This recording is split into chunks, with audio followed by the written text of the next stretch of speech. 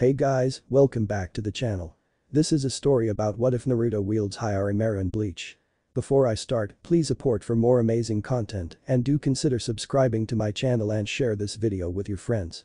This is written by James D. Fawkes and link in the description and support writer.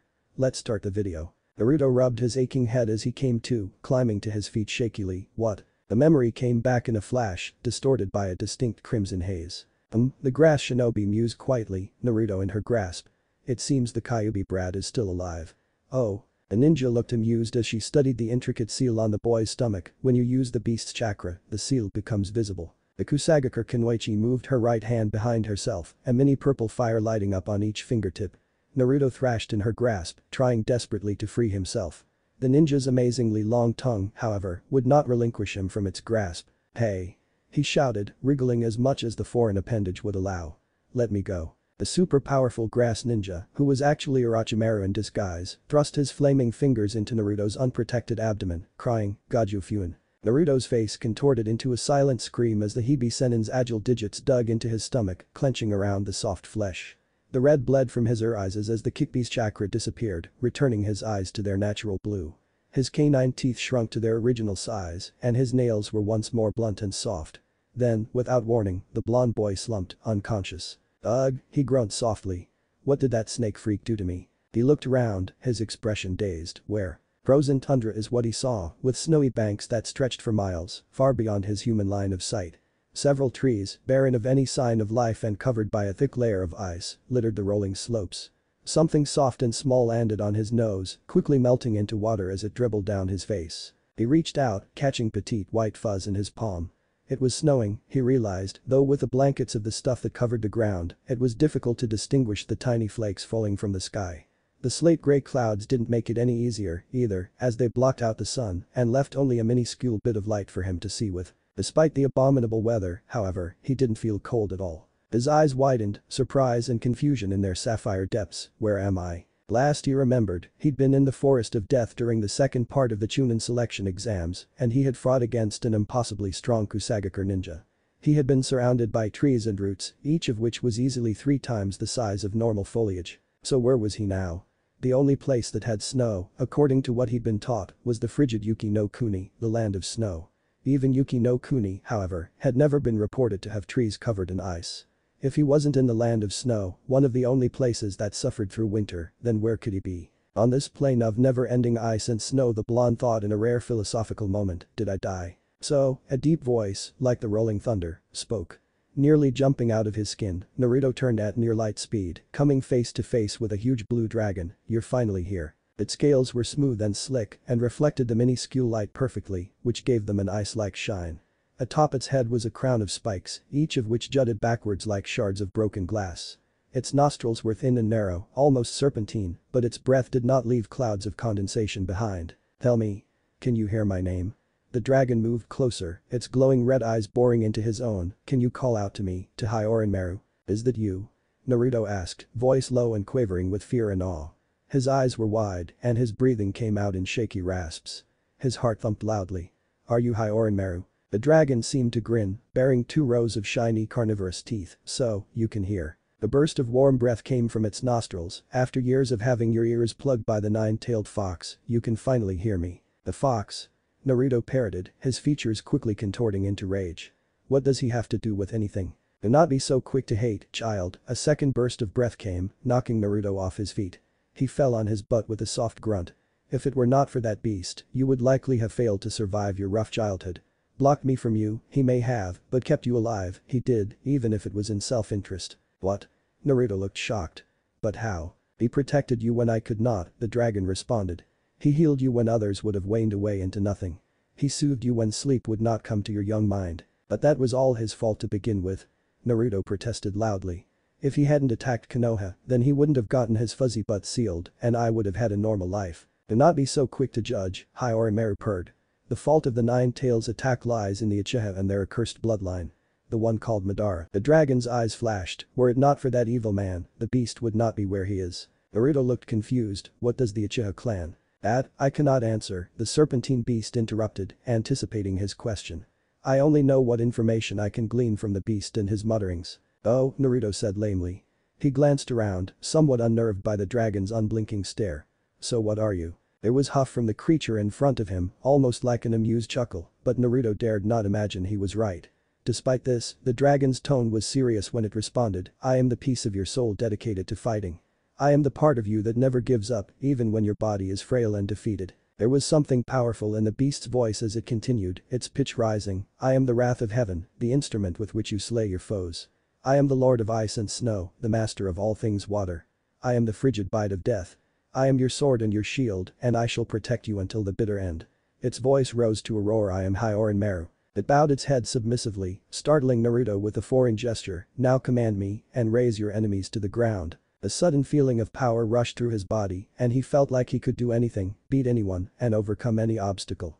It was like molten lava flowing through his veins, and with nothing but confidence, he reached out to touch the spiked crown of Hyourinmaru's head. A strange world disappeared in a flash of bright light. Naruto woke with a gasp, his head aching and his stomach sore.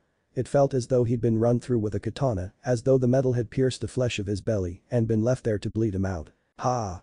There was a loud thud, as of meat hitting the ground.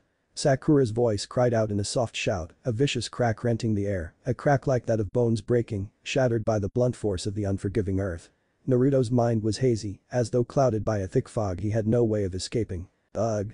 What's that noise? Out of the way." The words were thick and seemed shrouded in a heavy mist. A blast of wind leapt to life, sprinkling his body with a cool breeze. There were 3 sharp clunks and a soft explosion sound, one that Naruto recognized as belonging to a kawurimi. "It's so noisy. God, my head is pounding." His skull pulsed with pain, as if someone had drilled several holes in his head. He let out a soft hiss through his teeth. "Useless." Another rush of wind, this time closer than before, showered him with harsh air that whipped his skin raw. His ears twitched at the dark scoff that followed. "Shut up. You're so annoying. You're not fooling anyone." 3 more thunks, followed once more by the soft explosion of the body replacement technique. Naruto's brow furrowed in annoyance, his lips twisted into a scowl. "Shut up. One more time, and I'll." "That's serious." Another thud, this time heavier, followed by a surprised gasp and the smell of blood leaking from fresh wounds. There was a muffled cry of pain, feminine in nature, and several loud whacks as someone hit something repeatedly. Then, a thud as something or someone was thrown bodily to the ground. "That's it. That's it. Someone's gonna die." Blue eyes snapped open, a harsh voice whispering, "No more Mr. Nice Guy." He stood in one fluid motion, fingers wrapping around the hilt of a sword that he'd never had before, but one that sent a satisfied rush through his veins. The world halted before his frigid gaze, his sapphire eyes sweeping the forest around him, narrowed in cold fury he'd never felt before. His grasp on his sword tightened. "Naruto," Sakura whispered dully from her spot on the ground, one eye already swelling shut. She looked surprised to see him, like he was some phantom specter back from the dead. "What the?" the ninja with spiky black hair asked confusedly. "Weren't you out cold a few seconds ago?" Naruto focused his icy gaze on the sound genin, words tumbling past his lips before he knew what he was saying. "Sotenai's ace, Hyourinmaru. Sit upon the frozen heavens, ice ring." Everyone waited for something to happen, but nothing did, and the spiky-haired genin smirked, a cocky gleam in his eye. He scoffed, was something supposed to happen? "Zaku?" the bandaged one scolded, wary of this new opponent. This was not the Uzumaki Naruto they had been told to expect. In the blur, Naruto had moved to stand in front of the one identified as Zaku, already in mid-swing. Startled, Zaku stumbled backwards in a clumsy effort to dodge. Steel glinted and several locks of black hair fell to the ground as the sound genin landed on his butt. Zaku, shocked at the pure speed of his enemy, could only stare. Instantly, Naruto was upon him again, both hands grasping the hilt as his blade came down in a graceful arc. Zaku yelped, rolling backward over his shoulder only to land straight on his feet, crouched defensively. He looked like a frightened animal too scared to move. As Naruto moved to continue his assault, Zaku channeled chakra into his legs and leapt as far away as his enhanced limbs would allow, preparing his own attack as he went. Air-compressed chakra funneled, and Zaku aimed, Zankyuha. A gale of tightly packed wind rushed from Zaku's palms, targeting the motionless Naruto, whose icy gaze had not wavered. Zaku grinned, knowing that there was no way the blonde boy could dodge at this range. Naruto jumped. It wasn't a small jump, like a hop, but a full-blown leap that carried him at least 24 feet into the air, where gravity seemed to lose its hold on him as he once more swung his sword. Zaku nearly palmed his face, wondering what kind of idiot swung at nothing during a life-or-death battle. From the downward arc of the blade, a winding, icy blue Japanese dragon sword, its eyes red and its jaw wide. It was headed straight for him, and he was too surprised to even think of dodging. It was like something had frozen him to his spot and no matter how much he told himself to move, he couldn't. Zaku. At the last second, Dosu called out his name and Zaku finally responded, vaulting from his spot as the sapphire beast closed in on him. He felt a frigid chill nick his left arm but paid it no attention. The gasp from his female teammate caught his attention and he looked back to where he'd previously been standing, his eyes widening. Behind him, there was a patch of ice easily a meter in diameter. The grass formed into tiny rigid spikes that he could tell would pierce straight through his sandals. He moved his arms in an effort to push himself up but his left one was heavy and cumbersome. He glanced down and couldn't help the gasp of air that left his lungs, a horrified glint in his eyes. His left arm, from the elbow down, was covered in a thick block of ice. A soft thump announced Naruto landing next to him and Zaku channeled more chakra, flinging out his good arm, Zankyuha. With a flick of his wrist, Naruto deflected the attack with his sword, despite how impossible such an act was. Eyebrow twitching, he spun on his heel, blocking the attack from Zaku's male teammate, Dosu. Metal clashed and sparks flew, Dosu's gauntlet pushing against hyourinmaru. Ice crept from the point of contact, slowly consuming Dosu's arm in a heavy layer of crystallized water. Surprised, Dosu tried to get away, but Naruto's left hand sneaked out and locked his elbow in a grasp as strong as steel. He wriggled, but Naruto's grip was firm and unwavering. Once the gauntlet was completely frozen over, Naruto let go of Dosu and brought his sword up as his enemy stumbled. With all of his strength, he slammed the butt of his sword's hilt into the metal glove, smashing it to pieces mercilessly. Dosu yowled as he fell backwards, clutching at his severely injured right arm. Several scratches decorated the lacerated skin, and the bone felt like it had broken at the point of impact. Spikes of pain lanced up and down the entirety of his arm, his pulse pounding against the flesh. "Leave your scroll and go." Dosu's head jerked up at the icy intonation, his mind taking forever to process what his ears were telling him. After all of this, the broken arm and gauntlet, Zaku's frozen limb, and a show of power so unreal that he felt as though he was dreaming, this boy was letting them leave. "Leave your scroll and go," Naruto repeated coldly, his eyes more frigid than Yuki no Kuni. Dosu could only nod dumbly. With his good arm, he reached into his kunai pouch and pulled out a scroll decorated with the kanji for earth. Setting it down slowly, he motioned to his teammate silently. They left without another word. As soon as the team of sound genin had vanished, Naruto picked up the scroll, turning to show it off. He grinned, displaying it proudly. "Look, Sakura-san.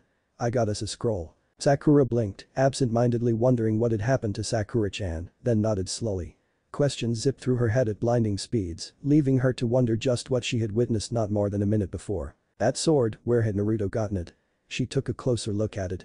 The hilt was wrapped in azure cloth, and the cap at the bottom appeared to be made of some sort of bronze, or perhaps even gold. The handguard just beneath the blade was made in the design of a four-pointed star, also appearing to be composed of gold. The blade itself was an oddity as well. The metal gleamed with a soft silver glint that belied its true purpose, and the steel appeared to be as smooth as glass. Unlike the standard ninja sword, like a Kodachi or a ninjato, the blade had majestic curve to it and was quite long. It seemed to be the size of an ordinary katana, which was a big sword for someone of Naruto's stature. She shivered. The edge was what grabbed her attention the most. She knew, without even testing it, that the blade's edge was sharp enough to cut through most targets. She almost wanted to see if it could slice a shuriken in half, just to get a more accurate judge of its abilities. Abilities? That's the word. Even more unusual than the weapon's composition was the abilities it had revealed.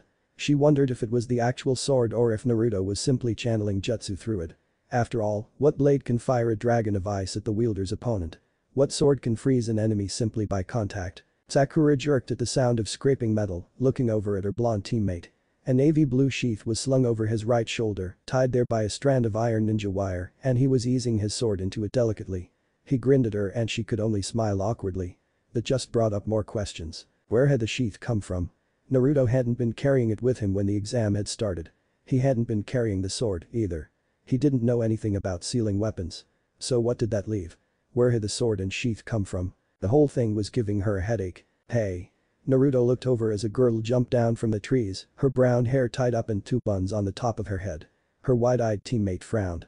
"That's a nice sword you have." "Yeah?" Naruto chuckled. "He's great, ain't he?" "I'll say," she whistled. "The hilt is amazing in and of itself, but the blade. I've never seen something of this quality before." She giggled. "So, Yeah?" Naruto grinned. "His name's hyourinmaru. He's the best sword you'll ever see." "I can see that," she too grinned, "and his owner isn't anything to sneeze at either. I've seen quite a few blades, but this one is something else. I didn't know it was possible to channel jutsu through weapons like that. Even the White Fang sword couldn't manage something so advanced." She let her eyes rove over the hilt, taking in its splendor. So, did your Jonin-sensei teach you that? Naruto blinked, cocking his head to the side. Teach me what? She resisted the urge to arch an eyebrow. You know, that dragon thing. He looked her oddly. She motioned with her arms as if swinging a sword, saying, where you just swing and this dragon comes out and attacks your enemies. Oh that, recognition lit up in Naruto's eyes. That's hyourinmaru. But I thought hyourinmaru was the sword, she stated lamely, confusedly. He's both, Naruto told her matter-of-factly. He's the dragon and the sword. But that means she started, scrunching her face up as she put together the implications that statement brought. If this hyourinmaru was both the sword and the dragon, that meant that you have a dragon sealed inside of that sword. Something like that, Naruto admitted sheepishly. Truth be told, he wasn't sure himself. All he knew was that hyourinmaru was both his sword and the dragon, and so long as that didn't interfere with anything, he was going to leave well enough alone. As long as it worked, he didn't care about the how. She opened her mouth and closed it several times, but nothing came out. Finally, she decided upon an excited grin, giggling girlishly. She turned to leave, throwing a wave over her shoulder. You're an interesting guy. So let's meet again, Naruto-san. Don't lose, okay? Leaping into the trees, she and her team disappeared into the dense foliage. Naruto couldn't help the grin that threatened to split his face. That girl was quite an interesting one. She was kind of strange, he had to admit, because it wasn't every day you found a girl so obsessed with weapons. He didn't really care, though, because she was interested in him as a person, and that made her okay in his book. That teammate of hers, though, Neji, was someone that Naruto figured he better watch out for. Lee had told him that Neji was the strongest genin in the entire village of Konoha, and Lee himself had easily beaten Naruto. If Neji was even stronger than Lee, that meant that Naruto would definitely have to keep an eye on the Taijutsu prodigy, Hyuga Neji. His thoughts were interrupted by Sakura's excited cry of, Sasuke-kun. I say we open the scrolls, Naruto said, injecting his opinion. After roughly 3 hours of non-stop running, Team 7 had finally made it to the tower where they promptly got into a fight about what to do. Idiot. Sakura punched Naruto over the head, a vein popping out on her brow. Anko-san said not to open the scrolls. We'd get disqualified. She was talking about before we got to the tower. Naruto shouted back, rubbing the bump forming on his cranium. Besides, we would probably still be looking for a second scroll if I hadn't tricked the snake freak into burning a decoy. I don't care. Sakura fumed, glaring at him. I'm not about to let you and your stupidity get Sasuke-kun disqualified from the Chunin exams. It's logic. Naruto argued, blue eyes burning. We're in the tower with no one to greet us. The only explanation is that the scrolls have something to do with our qualification into the next part of the exams. Since when do you know anything about logic? Sakura demanded rhetorically. I'm not going to let you take any chances. This is one of the most important milestones in Sasuke-kun's life. You're not going to mess that up. Geez. Naruto flung his hands up in exasperation, rolling his eyes. For the smartest girl in the academy you sure are pretty dumb. What did you say? Sakura's voice rose. I dare you to say that to my face. I said, Naruto yelled back, you're dumb. Come here, you little. Sakura reached for his neck, fingers twitching dangerously. Hey, guys, both of them froze as Sasuke looked at them with his serious face. Naruto thought it made him look constipated. I think we should open the scrolls. Naruto palmed his face as Sakura squealed and crooned about how rider Sasuke-kun was and about how he always had the best ideas. Even after the mess with the 3-sound ninja, she still found it prudent to be Sasuke's little cheerleader. Ugh, he muttered to himself. Why did I even like her, anyway? Come on, baka. Sakura pulled him by the sleeve of his jacket, shoving the heaven scroll into his stomach forcefully. Help me open the scrolls. Grudgingly peeling open the scroll given to him, he stared at its contents. Several characters were written down, focused around single kanji in the center. Naruto blinked, Jin. As soon as the word left his lips, the scrolls began to smoke and sizzle in their hands. Naruto nearly dropped it as Sasuke spoke again, his tone urgent, Naruto, Sakura, throw the scrolls away. Trusting the Uchiha to know what he was talking about, his teammates hurled the scrolls at the floor several feet away, watching as the smoke rose to an apex and exploded outwards. As the smoke began to clear, however, a shape could be seen within the dispersing cloud. Team 7 tensed, prepared to fight whatever had appeared from their scrolls. Naruto blinked in surprise, then grinned, Iruka-sensei. True enough, the smog dissipated, revealing their trusted academy teacher, Yumi no Iruka. He grinned at them, waving in a friendly gesture, hey, guys. It's been a while, huh? Sakura stared, confused, Iruka-sensei what just happened? Oh, well, Iruka rubbed the back of his neck, the summoning spell on the scrolls was designed to let us tune and greet the applicants at the end of the second exam. It's just luck that I was the one who wound up meeting you three. Congratulations. You all passed the second exam. If we had sneaked a peek at the scrolls before the exam was over, Sasuke started, what would you have done, Iruka-sensei? Iruka scratched his temple with his index finger, sharp as ever, Sasuke. He shrugged, our orders were very specific. Anyone who opened a scroll too soon was to be knocked out until the end of the second exam. His expression softened, listen about the third exam, don't overdo things, okay? The three genin looked at him, blinking in surprise. He continued, I mean it. I worry about you guys. Especially you, Naruto. Don't worry about me, Iruka-sensei, Naruto grinned, fingering the hilt of his sword. Belatedly, Iruka realized he'd had it the entire time they'd been talking. No one in this exam is a match for Hyourinmaru. Iruka's eyes widened as, for a second, a translucent blue dragon appeared, hovering protectively over Naruto's shoulder. Its serpentine body and tail were coiled around the boy's feet and its red eyes were menacing. It bared its sharp teeth in a vicious snarl. Then, an instant later, it was gone and he seemed to be the only one who'd seen it. He grinned, rubbing his neck sheepishly, yeah, I guess so, huh. The Hokage looked over the assembled genin, resisting the overwhelming compulsion to smile when he saw Naruto among them. 21 had made it, the majority of them from his own village. 9 of them were rookies, and another 3 were a team that was only about a year old, having graduated the year previous. It did his heart good to see such strength and courage in one so young. In the front of the room stood a group consisting of Chunin, Jonin, and the Hokage. Protruding from the front wall was a pair of stone hands forming the seal for Ram. Anko smirked at them from where she stood, congratulations on passing.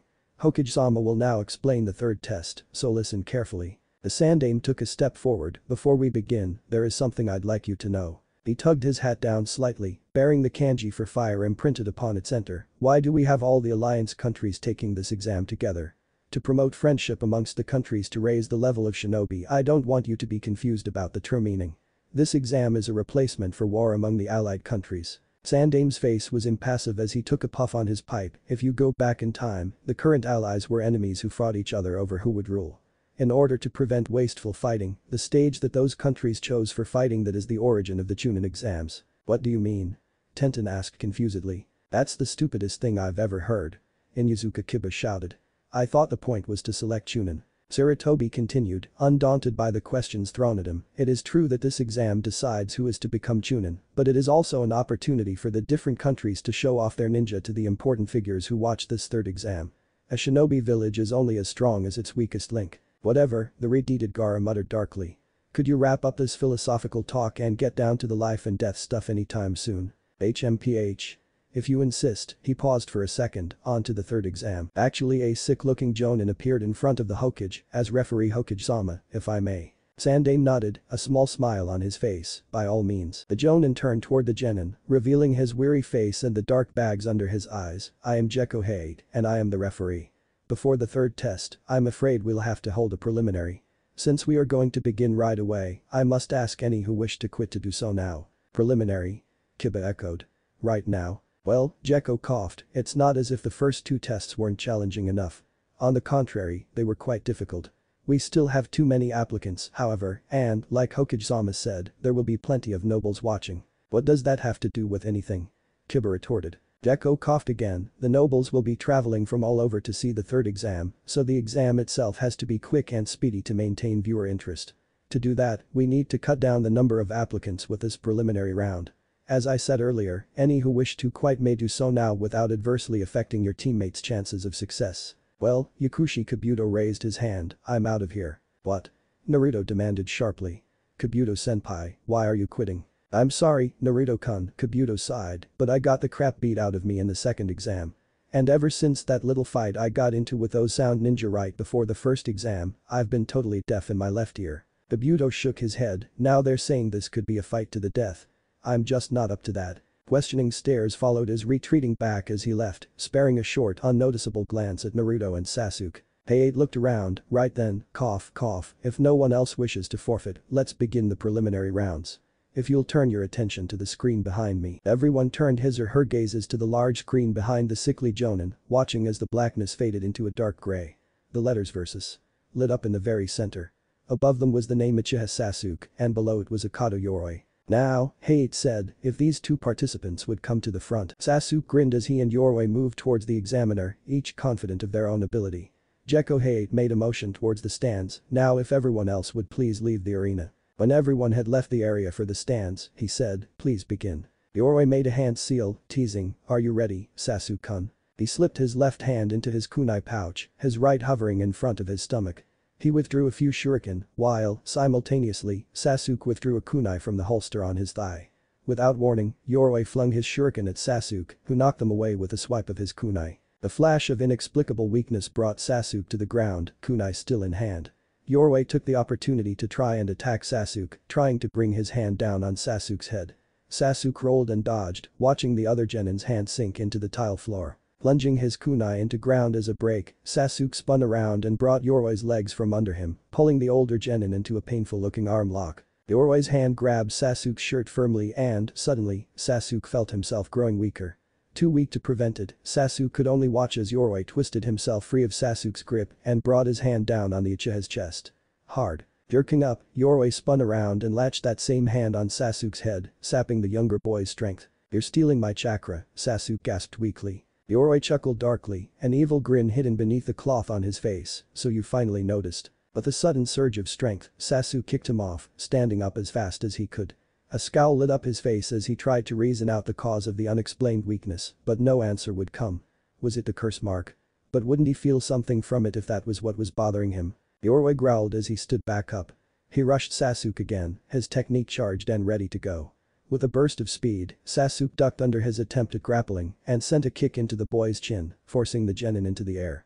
As fast as his body would allow, Sasuke followed him, appearing beneath Yoroi's airborne body. Sasuke sent a light poke to his opponent's back, "It's over." Using the other genin's spine, Sasuke flipped over his enemy's body, kicking towards his stomach.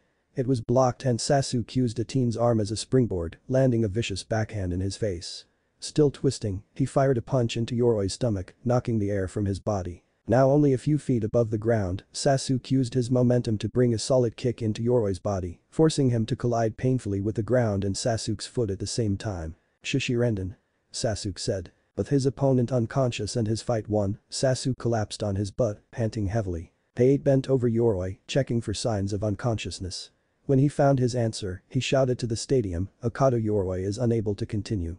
Uchiha Sasuke wins the first round. As Kakashi took Sasuke from the stadium and medics took away Yoroi, the screen lit up with the next combatants, Zaku Abumi vs Aburame Shino. Zaku smirked, confident of his victory, his left arm thawed, "Who's this loser?" When both had entered the stadium and stood in front of Hade, the referee said, "We will now begin the second match." The remaining genin watched the match unfold, wincing a bit as Shino got hit by Zaku's Zankyuha. Hinata was worried about him, "Will Shino-kun be alright?" Hiba, her other teammate, smirked, "I wouldn't worry about Shino.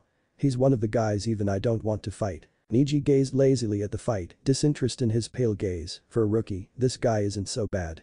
But can he win this?" Tenten grimaced when Zaku's arms were damaged, severely hindering their movement. "It seems he can and did." Down in the stadium, Height shouted, "Winner, Aburame Shino." The screen lit up again as Zaku was carried away on a stretcher, Tsurugi Mitsumi vs Kankuro. Kankuro bested his opponent relatively quickly.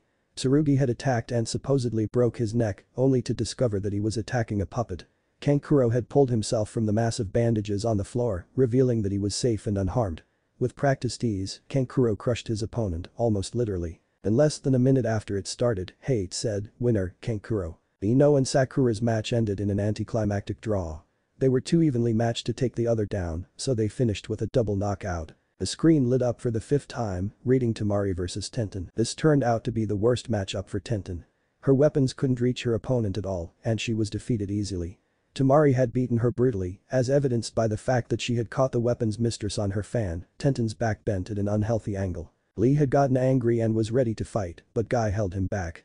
Lee, still angry, nodded and relinquished his fighting pose. For now. Nara Shikamaru vs Kintsuchi. "The girl?" Shikamaru asked, as if looking for confirmation. He sighed, "Mendaki-sai." Their match didn't last very long either. Kin had Shikamaru caught in her trap for a few moments, but Shikamaru had come back and outdone her. Using his Kajime no Jutsu, he forced her to hit her head against the wall. She knocked herself unconscious and Shikamaru was declared the winner. After Kin was carried away on a stretcher, the screen flashed again, revealing the combatants of the next fight, Uzumaki Naruto vs Inuzuka Kiba. "Ha! We got lucky, Akamaru." Kiba gloated, jumping down into the arena. Akamaru, his dog, gave an enthusiastic bark of agreement. Excited to finally have his match, Naruto flung himself over the railing, landing on the tiled floor with surprising ease. There was a huge grin on his face, one that was easily matched by his opponent. Hate stood between them. Kiba clenched his fist. I feel bad for you, so I'll end this in one punch. Yeah right, dog breath. Naruto shot back. Why don't you and your master go back to chasing cats? Akamaru isn't my master. Kiba shouted vehemently, glaring. He's my partner. Prove it, Naruto called coolly. Kiba growled. The 7th match, Uzumaki Naruto vs Inyazuka Kiba, Hate said calmly. Begin. Kiba's hands instantly clasped together in a hand seal, Ninpo. Shikyaku no Jutsu. Ninja arts. Four-legged technique. The Inyazuka heir got down on all fours, his body becoming more feral and animalistic in appearance. His canines lengthened into fangs and his fingernails into claws, sharp and pointed. Without warning, he dashed for his opponent, intent on winning with a single attack. Naruto, too surprised to do anything, was hit solidly in the stomach. He collided painfully with the stadium wall, crumbling a small portion of it. It's over, Hate-san, Kiba said confidently, a smirk on his lips. He won't be getting up. Up in the stands, Yuhi Kurenai, Kiba's teacher, smirked over at Hada Kakashi. Looks like your student doesn't belong in this exam, Kakashi-san. And no, surprisingly, it was meek little Hinata that spoke up. Naruto-kun is much stronger than that. As the smoke and rubble from the collision dispersed, Naruto stood up, rubbing his stomach with a wince. He grinned, you're stronger than I thought. He unsheathed the sword on his back, the scabbard disappearing into thin air. Several people gasped and Naruto's grin widened, let's see how you fare. The katana. Kenjutsu. Kurenai glared at Kakashi. How could you be so irresponsible? Teaching that kind of thing to a genin. I didn't, Kakashi responded neutrally. Either he's been hiding it in a scroll all this time or he got it during the second exam. Snarling, Kiba leapt at Naruto claws first, swiping towards his opponent's chest. Holding his weapon one-handed, the blonde deflected the blow easily, knocking Kiba to the side. A dark growl rising up in his chest, the Inyazuka turned around, taking another swing. Again, Naruto deflected it, flinging a foot out to trip the other boy. Kiba tumbled, head first, to the ground, his momentum carrying him several feet. Rolling, he flipped back onto his feet, digging his nails into the tile in an effort to slow his movement. An angry snarl curled at his lips, exposing his large incisors to all of the shinobi present. He reached into his kunai pouch, pulling out 3 smoke bombs. He flung them, watching as they exploded and shrouded Naruto in a thick cloud. He grinned, seeing Akamaru sneak up behind the blonde. This tactic was one he knew would work, and it was definitely to his advantage. His enemy couldn't see, but he could smell where his opponent was, and that left Kiba with the upper hand. A scream alerted him to his pup's success, and he let a smirk crack his face. Naruto grabbed the dog by the scruff of its neck, awkwardly putting his hands into a seal. A poof later, a second Naruto stood next to him, and he handed the puppy to his doppelganger, glaring. It was difficult, considering the amount of smoke clouding his vision. Scowling, he got his hands into another seal, channeling his chakra like he'd seen Kakashi do. In a burst of energy, the smoke dispersed and was blown away, much like the mist had when his sensei had used the skill. The bite, the dog, the smoke, it was all worth it to see the smirk on Kiba's face fall. Let Akamaru go, Kiba snarled, eyes blazing with fury. What do you take me for, a fool? Naruto arched an eyebrow. Fine, Kiba reached into his pouch again, have it your way. He tossed a small pill, which Akamaru promptly swallowed, his fur turning red as he growled. He spun, his claws dispelling the clone that held him. Running, he rushed past the stunned blonde to stand faithfully next to his partner, Kiba. Now. Kiba bent down, hands in a seal as Akamaru jumped atop his back. Jujin Bunshin. Man-beast clone. In a burst of smoke, a second Kiba had appeared in the place of the dog, smirking viciously at his opponent. Naruto blinked, surprised that such a technique even existed. Then, he grinned broadly, brandishing his sword offensively. Kurenai turned to Kakashi, her expression smug. I don't know how well you taught that boy, Kakashi-san, or even what you taught him, but he can't beat Kiba. No, Sakura whispered, having woken 2 minutes before, eyes glued to the battle before her. This isn't the limit. Naruto can do much more. Kurenai didn't look convinced, and Kakashi refrained from commenting, but Hinata was silently agreeing with her fellow Kunoichi. There was no way Naruto would lose this close to becoming Chunin. She caught Sakura's tiny grin out of the corner of her eye as her blonde crush spoke. Sotenai's ace, Naruto commanded, eyes glued to his opponents, hyourinmaru. Oh no you don't. One Kiba cried as the two of them bounded forward on all fours. They spun, creating 2 vortexes that rushed forth side by side. Gatsuuga. Fang over fang. Kakashi palmed his face as Naruto dashed in their direction, sword trailing by his leg. He jumped as the collision became imminent, twisting to get between the 2 winding tornadoes. Kakashi's eye almost widened as the blonde managed to dodge the attacks completely, if only by a hair.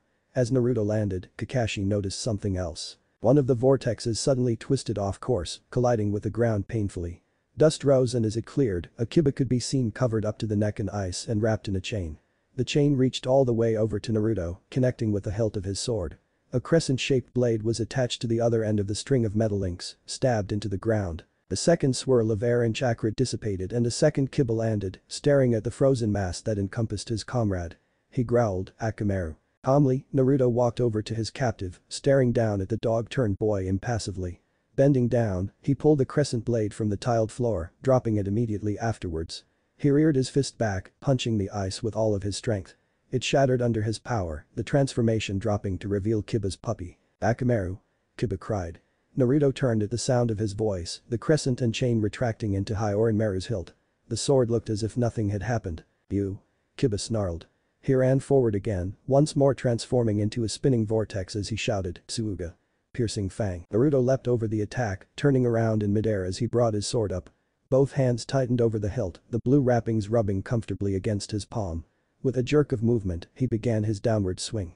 An azure dragon jolted forth from the blade's majestic arc, its red eyes gleaming. "Rain over the frozen sky," Hinata muttered as Kurenai's mouth dropped open in surprise. The dragon roared as it soared for its target, carving a winding path through the air of the arena. Kiba stopped spinning and turned around, shock etched onto his face as the beast charged towards him. "Kiba-kun!"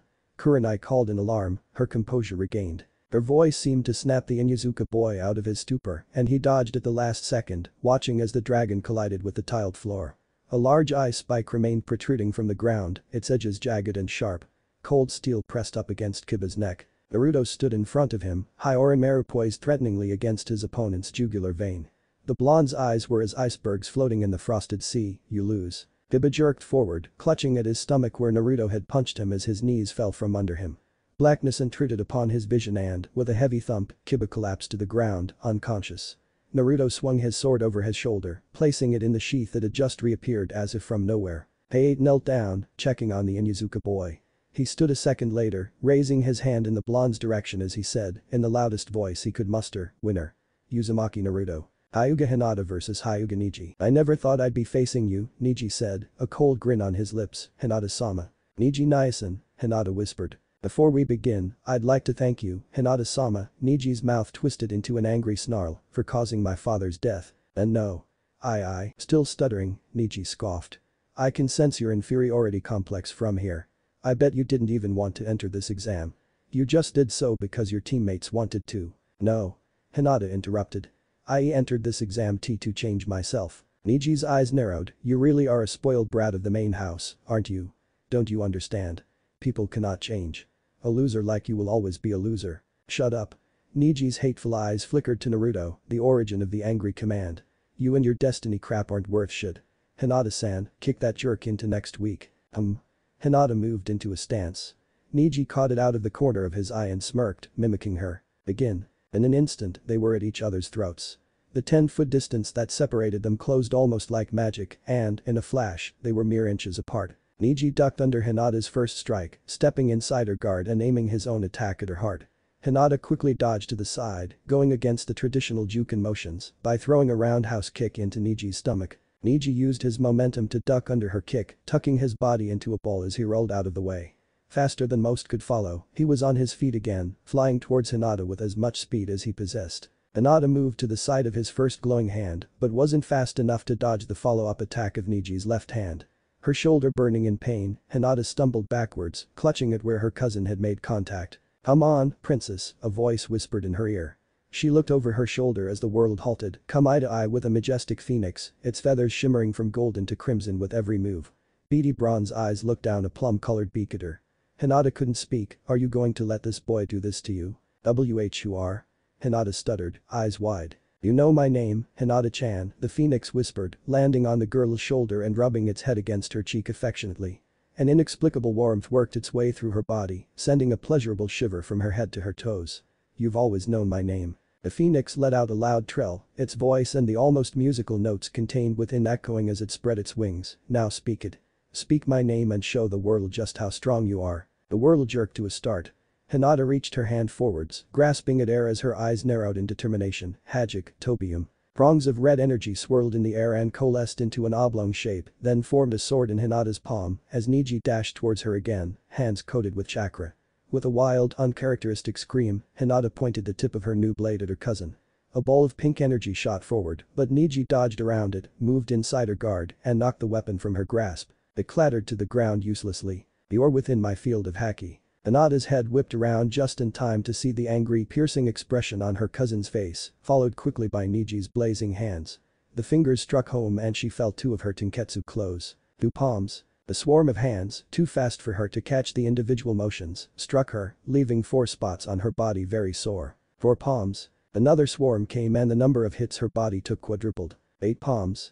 16 palms. A third swarm rained down on her, stealing her strength and chakra from her. 32 palms. The last swarm came faster than the rest, some striking spots on her body that were already sore from previous hits. 64 palms. The final strike, the 65th palm, came at her, throwing her back a few feet where she collapsed to the ground. "This is the difference in talent that will never change," Niji said acidly.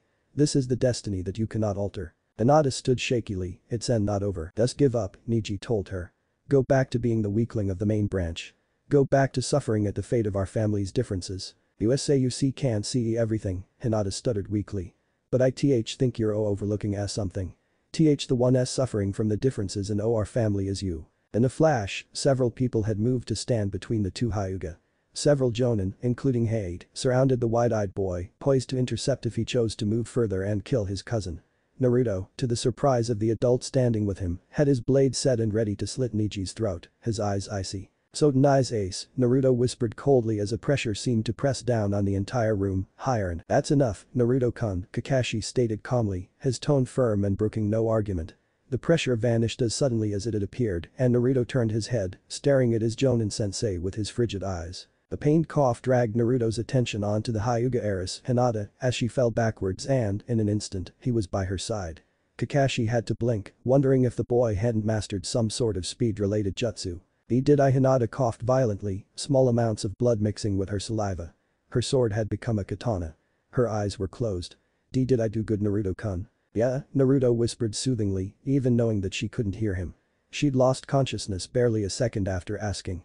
"You did great." Blood trickled from her mouth, alarming Naruto greatly. The only explanation was internal bleeding and considering the numerous internal injuries she had to be suffering from, she might not make it all the way to the hospital. He swore mentally, knowing there was nothing he could do. "I wouldn't be so hasty, child," a soft voice said. Naruto's gaze jerked to his right, hyourinmaru's heavy snout hovering over his shoulder as the dragon took in Hinata's injured form. To Naruto's shock, the world had stopped and not a soul was moving or even breathing. "I will provide and manipulate the energy, all you have to do is move your hand where I tell you." Naruto nodded quickly, desperate to save the girl so like himself. Instantly, the world started up again as hyourinmaru disappeared. No more than a second later, Naruto was flooded with a powerful feeling and his body felt lighter than air. "Now," hyourinmaru's voice whispered softly, "unzip her jacket and take it off. The first place we must pay attention to is her heart." Nodding almost imperceptibly, Naruto dutifully unzipped the girl's heavy jacket and brushed the flaps aside. He blushed slightly at the sight of her feminine assets, restrained only by a tight black shirt, but knocked the thought away as he rested his palm glowing white against her sternum. "What are you doing?" Kurenai demanded from him hotly, but he ignored her, moving his hand further down to rest on her bruised stomach at hyourinmaru's command. Strangely enough, he could and this confused him feel the damaged capillaries and taut smooth muscles heal under his fingers. Once more, he moved his hand, delicately peeling her jacket off so as to reach her arms. He watched in amazement as the purpling flesh slowly returned to its natural cream color under his touch until no sign of the bruises remained. The glow dissipated. Turning his head slightly, Naruto leveled a glare at Niji as exhaustion slowly set in, growling out, "In the finals, you're going down." Barely a second later, he collapsed backwards, unconscious and snoring. Sighing in exasperation, Kakashi hefted his student onto his shoulder as medics carried away the Hyuga girl. "Naruto-kun, your flames of youth are most passionate," Mido-gai said seriously, more to himself than anyone else. "Yashi. If Hinata-sen makes a full recovery, I will run around Konoha on my hands 500 times. And if I can't do that, I'll scale the Hokage monument with nothing but my teeth. And if I can't do that, I'll do 100,000 push-ups using only my right index finger." "Yashi. Ai-sensei." Rock Lee cried excitedly. "Your youthful passions are overflowing." "Yashi." The 9th match was Gaara vs Rock Lee. Lee's eyes blazed, "Yada. It is finally my turn." Lee put up a good fight and was able to land a few good hits on Gaara, but Gaara was just too strong. In the end, Lee had shown that he could open the celestial gates and the power they held. But it wasn't any match for Gaara's sand, which crushed the bones in Lee's left arm and leg. He was carried off on a stretcher, the medic saying he wouldn't be able to be a shinobi ever again. The last match was Akimichi Choji vs Dosu Kanuta. Choji lost pretty quickly. He simply couldn't win against Dosu's sound techniques. Even with his Baiken no Jutsu and his meat tank he wasn't able to win against the Odo Nin. Now then, Sandaime stood in front of the remaining examinees, each of you will draw a piece of paper from the box Anko-san is holding. This will decide who faces who in the finals. Kakashi drew one for his sleeping student and one for his hospitalized student. Naruto. 1. Sasuke. 4. Osu. 8. Shikamaru. 9. Damari. 7. Henkuro. 5. Ara. 3. Niji. 2. Shino. 6. Ibiki showed them a chart. It depicted the opponents for the finals. Match 1. Uzumaki Naruto vs Hyuga Niji. Match 2. Sabaku no Gaara vs Uchiha Sasuke. Match 3. Kenkuro vs Aburame Shino. Match 4. Dosu Kanuta vs Tamari. Match 5. Match 4 Victor vs Nara Shikamaru. When Naruto awoke, something fuzzy was tickling his nose and his arms were thrown over something large and wide. Blearily, he opened his eyes to see the gravity-defying white hair of his Jonin sensei and the cobblestone streets of his home village, Kanehagakure no Sado. He blinked, mumbling weakly, huh? Oh, Naruto-kun, Kakashi glanced back at him, adjusting the boy's position on his back, you're awake. Good. Naruto answered lamely. What happened? I didn't know you could forget that kind of thing, Kakashi said calmly, his tone monotonous. After all, several people are wondering how you managed to heal such severe injuries when you yourself know nothing about medical ninjutsu. Kurenai-sen was livid. Don't know, Naruto muttered, resting his pounding head against Kakashi's shoulder. Hyourinmaru told me what to do. Hyourinmaru? Kakashi posed, hiding his shock. Your sword told you how to heal someone. Not just a sword, Naruto loosed a jaw-cracking yawn. He's a dragon, too. Tenten-sen said something about sealed in a sword. Oh? Kakashi asked. And this sword, this dragon, Hyourinmaru, where did you get him? How long have you had him? Forever, Naruto said tiredly. According to him he's been with me forever. He's only been a sword since the second part of the exam. Kakashi frowned, he was getting mixed signals. Are you sure he's safe, Naruto-kun? Are you sure he's a dragon? Are you sure he's not? Kakashi silently braced himself for the question, the Kyuubi. No, he's dragon all right, the blonde mumbled. Seen him and everything. Said something about being my sword and shield. Whatever that means. Kakashi remained silent as Naruto's apartment came into view, unsure of how to take this new information. It was hard to trust his student when it came to this matter, simply because the demon Fawkes sealed in the boy's belly was very strong and old. It had undoubtedly picked up quite a few tricks and methods of deception. He wanted to trust Naruto. He wanted to trust that his student knew what he was talking about and that everything was actually okay. It was just very hard to believe that the boy had some sort of guardian dragon now, one that could actually be used as a weapon. It was like something out of a fairy tale. Ninja didn't believe in fairy tales. Ninja believed in cold hard facts, undeniable truths, and what they could gather using their own senses. Good ninja even questioned the possible falsehood of these things. After all, Jinjutsu was the art of illusion and sensory deception. Hada Kakashi was a good ninja. There weren't many alternative possibilities, though, and that alarmed Kakashi. Naruto had confirmed, almost beyond a shadow of a doubt, that Kyuubi was not involved at all. Sasuke was given the curse mark by Orochimaru during the second exam. The only possibility that fit in the realm of reality, besides the one that Naruto was telling the truth, was that Orochimaru had given Naruto the sword. That was an even more absurd likelihood, simply for the fact of who Naruto was. Beyond the fact that Naruto was the child with the nine-tailed fox sealed inside him, he was also the son of the Yondaime Hokage, the one person Orochimaru hated above all else. The Hibi Sennin would not take an interest in the child of his most hated enemy, the man who had stolen the position he had wanted above everything. That meant that Naruto wasn't lying, he was telling the truth. It wasn't the Kyuubi manipulating him either, because the demon Fawkes lacked any form of control over the world outside of the seal that bound him. What it all boiled down to was that Hyourinmaru really was a dragon and a sword. The question was the how. The existence and dual identity of Hyourinmaru was new and unprecedented. There had never before been a sword capable of sentient thought, nor had there ever been a dragon that could become a sword, mostly because there also weren't any dragons. What Naruto had was revolutionary. Kakashi knew, though, that revolutionary abilities like this were usually guarded and bred into clans by the Council of Fire. For now, he would keep his mouth shut. If word got to the council that Naruto possessed some kind of bloodline, they would probably run an insurmountable number of tests on his blonde student, regardless of what harm they did to the boy. Because of the demon Fawkes' presence inside him, Naruto was nothing more than a slab of meat to the old men and women of the council. So long as he drew breath, Kakashi wouldn't let them treat his sensei's legacy in such a manner. He owed a great deal to the fourth Hokage, and he wasn't about to let such a thing happen to the only child of his father figure. If for no other reason, he was going to protect Naruto. Gently shifting his cargo, he eased open the blonde's apartment door, nearly wincing as the hinges squeaked. Naruto was out cold, however, and didn't even stir at the obnoxious noise. He silently breathed a sigh of relief, slipping his sandals off as he walked into the small flat. His eyes adjusted immediately to the darkness within as he looked around. It took him a minute, but he found what he was looking for and opened the door to the boy's bedroom. Thankfully, it didn't squeak or creak even the tiniest bit as he eased it from its closed state. Gently, he set the blonde down on the futon unrolled in the center of the room. He slowly pulled the blonde's sandals off, setting them up against the wall next to the door. He reached to take the sword off of his student's back, but a cold chill ran down his spine as his fingers neared the hilt and he immediately thought better of it. He pulled the covers up, tucking them under boy's chin. A sudden feeling of guilt and longing struck him and he backed up, gazing at Naruto sadly as he quietly closed the door.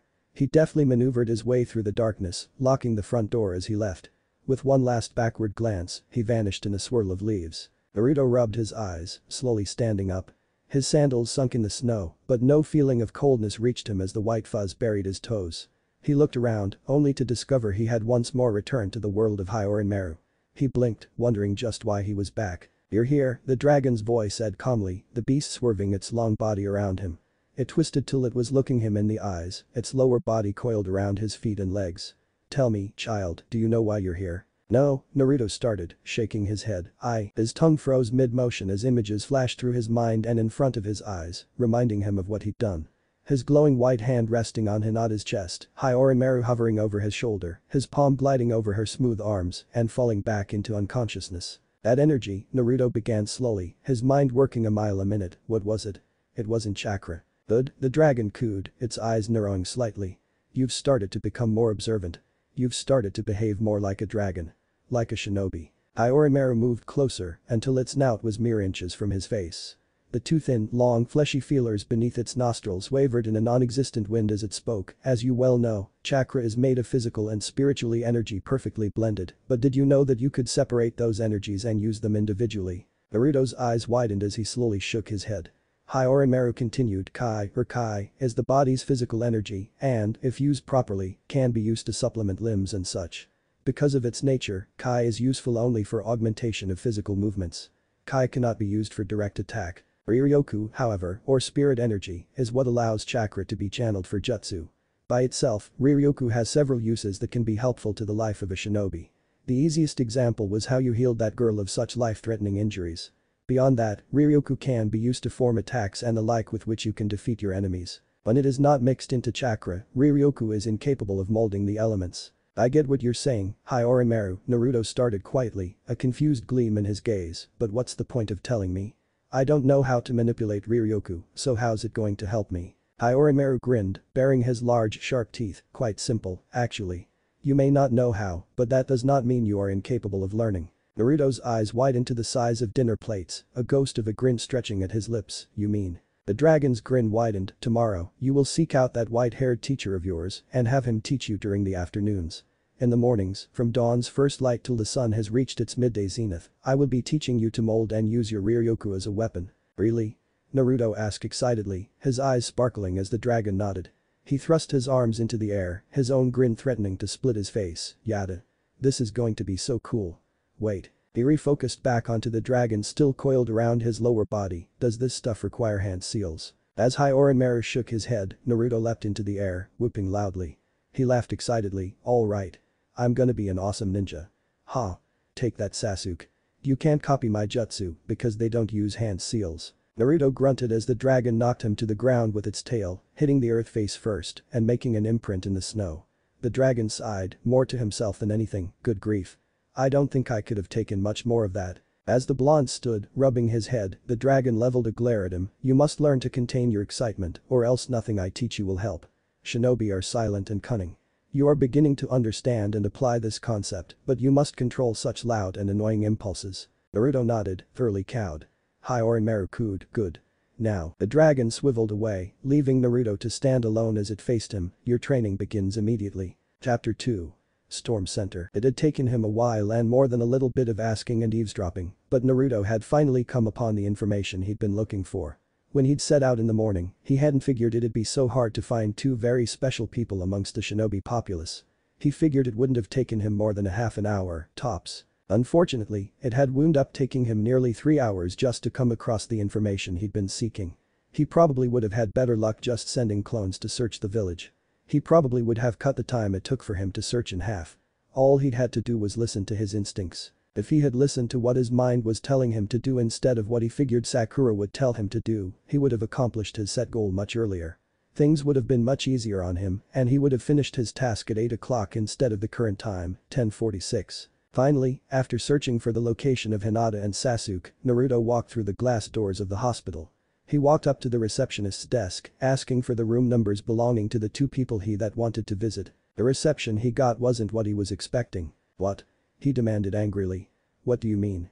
Why not?" "I'm sorry," she told him, only sounding half apologetic, "but Hyuga-sama is still unconscious and Sasuke-sama has been forbidden from having any visitors at all." "Fine. I can't visit Sasuke team. At least let me visit." His voice softened. "At least let me visit Hinata-chan." The nurse blinked, then sighed, "Look, kid, I'd like to let you see her, but I'm not allowed." "Why not?" Naruto demanded vehemently. "Why can't I visit Hinata-chan?" The nurse opened her mouth to reply, but Naruto didn't give her the chance. "Are you one of those people? The kind that spits at my feet when my back's turned? The kind that would drive a wooden stake through my heart just to see if I bleed?" He slammed his fists down on the desk, his voice loud. "Well, I'm not going to sit here and take this. I'm going to find Hinata-chan even if I have to spend the whole day just looking for." "Naruto-kun," a voice called calmly, "this is a hospital. You're supposed to be quiet." "Oh." Naruto spun around, instantly brightening. "Kakashi-sensei. Listen, there's something I wanted to ask you." "Mama," Kakashi held up a hand, stopping whatever Naruto had been about to say. "I know what you're going to ask and I'm sorry, but I can't train you." Naruto froze, his eyes wide and a disappointed frown on his face, his lips parted in mid-word. Kakashi recognized the symptoms immediately and knew that, were he not as old as he was, Naruto would be tearing up right now and ready to pout. He sighed. "Look, Naruto-kun," Kakashi started, dreading the upcoming conversation, "were things so easy, I'd love to spend the next month training you.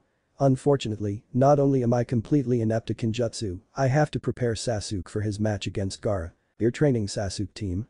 Naruto asked, his voice suddenly frigid. "Why the hell can't you train me?" "I'd love to, Naruto-kun," Kakashi stated, trying to placate the blonde. "Now that you have such a powerful ice-type ability, I could show you some really awesome Suiton jutsu. The only problem is your opponent is a calm leaf ninja. Win or lose, nobody's dying." Kakashi sighed, pinching the bridge of his nose. "Gaara, though, is totally unstable. I have to prepare Sasuke for a fight against that maniac and, even then, I'm not sure he'd win. You, on the other hand, would be a perfect matchup." "Why?" Naruto asked, honestly curious. Kakashi thought he could take down Gaara. "Hyourinmaru," Kakashi stated, as if that explained everything. "Since he is a water and ice type ability, he'll make it much harder on Gaara to manipulate his sand. That would give you an amazing advantage, and I have very few doubts that you'd fail to capitalize on it." "Then why can't you?" Naruto began, his voice something of a whine. "Look, Naruto-kun," Kakashi interrupted, holding out a scroll. "This is a jutsu scroll. On it is Mizubunshin no Jutsu. I've found you an instructor to be my replacement and he's going to teach you chakra control. Whenever he feels you've gained enough control, he'll give you another, much more powerful Suiton Jutsu scroll." Naruto nodded, his eyes wide. It wasn't exactly the training he'd been looking for, but considering the options Kakashi had left him with, Hyourinmaru was urging him to take the offer. His control sucked horribly, he knew that, and it had become much worse after Orochimaru had sealed off the demon Fawkes. Yet, he was stronger because of Orochimaru's little trick. Had the Snake Sennin not blocked him off from the Kyuubi, he doubted he would have found Hyourinmaru anytime soon. If there was one thing good to come of that meeting, Hyourinmaru was it. "Kakashi-san," Naruto looked towards the voice, only to find a man he easily recognized. A bit of dread filled him as he realized just who Kakashi's replacement was going to be. "Ah, Ibisu-san," Kakashi nodded. "I was just explaining things to Naruto. Listen, did you get those scrolls?" "Hi," Ibisu nodded, adjusting his sunglasses slightly. "As per your instructions, I'll give him one Suiton scroll whenever I feel he has enough control to perform the jutsu inside effectively." "He's going to teach me?" Naruto asked numbly, disbelief tainting his voice. "The closet pervert." "Oh." Kakashi smiled at him. "So you know each other? This makes things easier." "Know each other?" Naruto echoed hollowly. I beat this guy in 5 seconds with 2 jutsu. Really? Kakashi asked, feigning interest. Ibisu was the only one, besides perhaps himself, Jiraiya of the Sannin and the Sandaime Hokage, that could properly teach Naruto. Since Ibisu was the only one available, it had to be Ibisu that taught Naruto. Ibisu seemed to teleport next to Naruto, clasping his hand over the boy's mouth. He's just kidding, right, Naruto-kun? Naruto glared. I may not be a great fighter, the man hissed at his blonde captive, but I'm an elite tutor. Teaching is my specialty. I can teach you things that'd make Sasuke-sen's head spin. Naruto's eyes seemed to widen, then he nodded enthusiastically. Ibisu smiled in a disarming way, we'll be fine, Kakashi-san. See you later. In a swirl of leaves, Ibisu and Naruto disappeared, leaving Kakashi to blink at their strange antics. Shrugging, he pulled out his little orange book and headed towards Sasuke's room. Naruto couldn't help but stare. Steam rose into the air as tiny wisps of vapor, slowly disappearing into the atmosphere. Water sloshed gently against rocks that contained it, but not one drop escaped the confines of the natural pool. Even several feet away, Naruto could feel the heat radiating from the pond. Despite the inviting atmosphere, Naruto had to wonder why he was there. He was supposed to be training, wasn't he? That had been the impression he'd gotten when Ibisu had promised to teach him things that would wow even Sasuke. And the first thing the elite teacher had done was make him read Kakashi's scroll. So why were they here, standing in front of a hot spring, an onsen, next to a wall? A wall behind which he could hear many giggling girls as they bathed away their daily worries. Why? Naruto asked, confused. Why are we here? The first thing we're going to do is test you, Naruto-kun, Ibisu told him. Since you are learning Suiton Jutsu, you are going to need a source of water. What I want you to do, Naruto-kun, is produce exactly 5 Mizubunshin. You have 2 tries. Nodding, Naruto stepped next to the hot spring and focused his chakra, his hands in a seal. He cried, Mizubunshin no Jutsu. Around him, 7 water clones sprung into existence, each an identical copy of the original. Frowning, he dispersed them all, watching as they splashed back into water and made several puddles on the ground.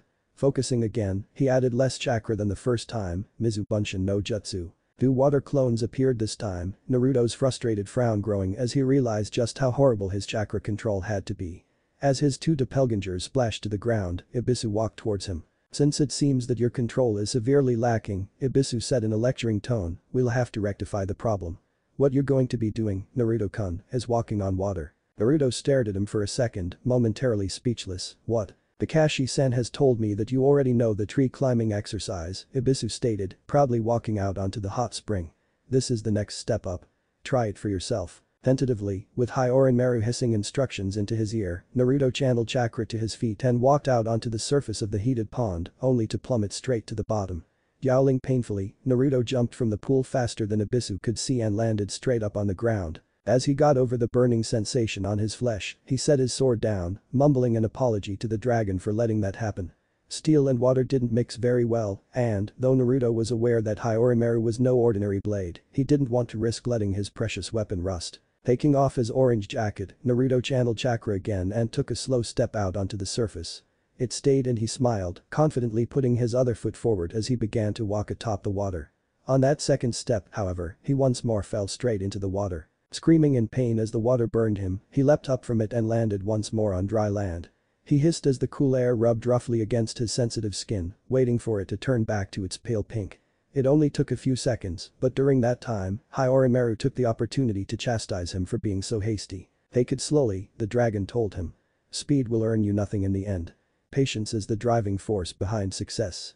Remember, Naruto, think like a dragon. Calming his frustration, Naruto focused his chakra once again and stepped out onto the water. His feet held as he walked steadily towards his temporary tutor, confident that he had this new skill down. Barely a second later, he fell into the hot water again, crying his anger and pain to the sky. Shaking his head in amusement, Ibisu looked past the boy at the fence opposite their section. His eyes widened, there was an old man with long white hair staring through a small hole in the fence, giggling like a schoolgirl.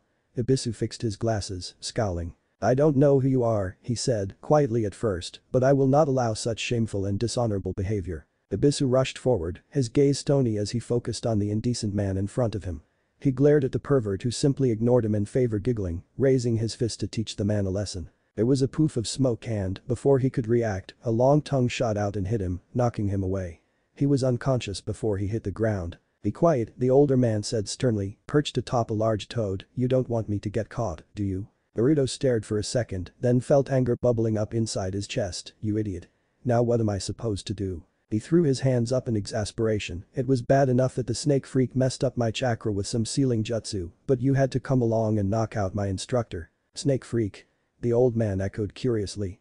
What do you mean? Where did he hit you? Some guy in the second exam, Naruto sighed. He did this weird thing with his fingers, then hit me in the stomach. I see, the old man said pensively, rubbing his chin. Lift your shirt and channel some chakra. I think I have a solution. Whatever, Naruto mumbled, lifting his shirt as the man's fingers began to glow. He was hit by surprise, then the old man's fingers, when the 5 digit slammed into his stomach. Aju Kane. The old man called.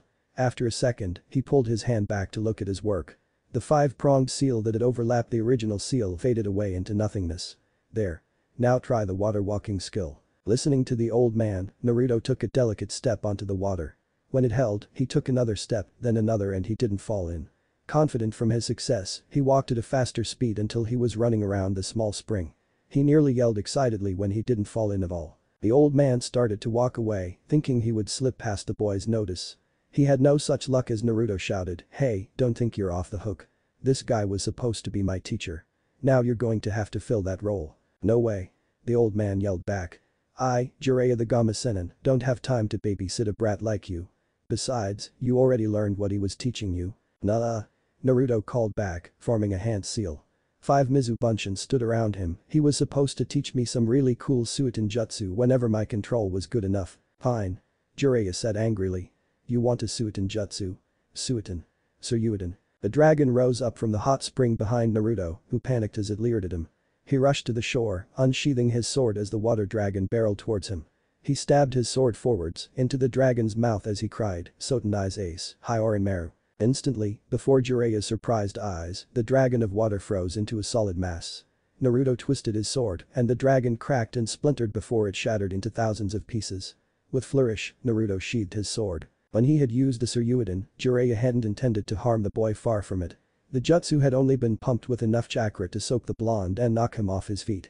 He didn't think the kid could counter it, or that if he could, he would be too shocked to do so in time. The moment he'd seen the boy, Jiraiya knew who he was. It was hard not to. He would have had to be blind not to recognize the kid with the 9 tails stuck in his stomach. He would have had to be blind not to recognize his prized student's only child. The boy had spiky blonde hair and blue eyes. No matter who you were, if you were from Konoha, you would recognize those traits. At first glance, Jiraiya had considered training the boy, as he had the kid's father. He'd decided against it in the end. It would bring back too many happy memories that would just end up making him sad and depressed.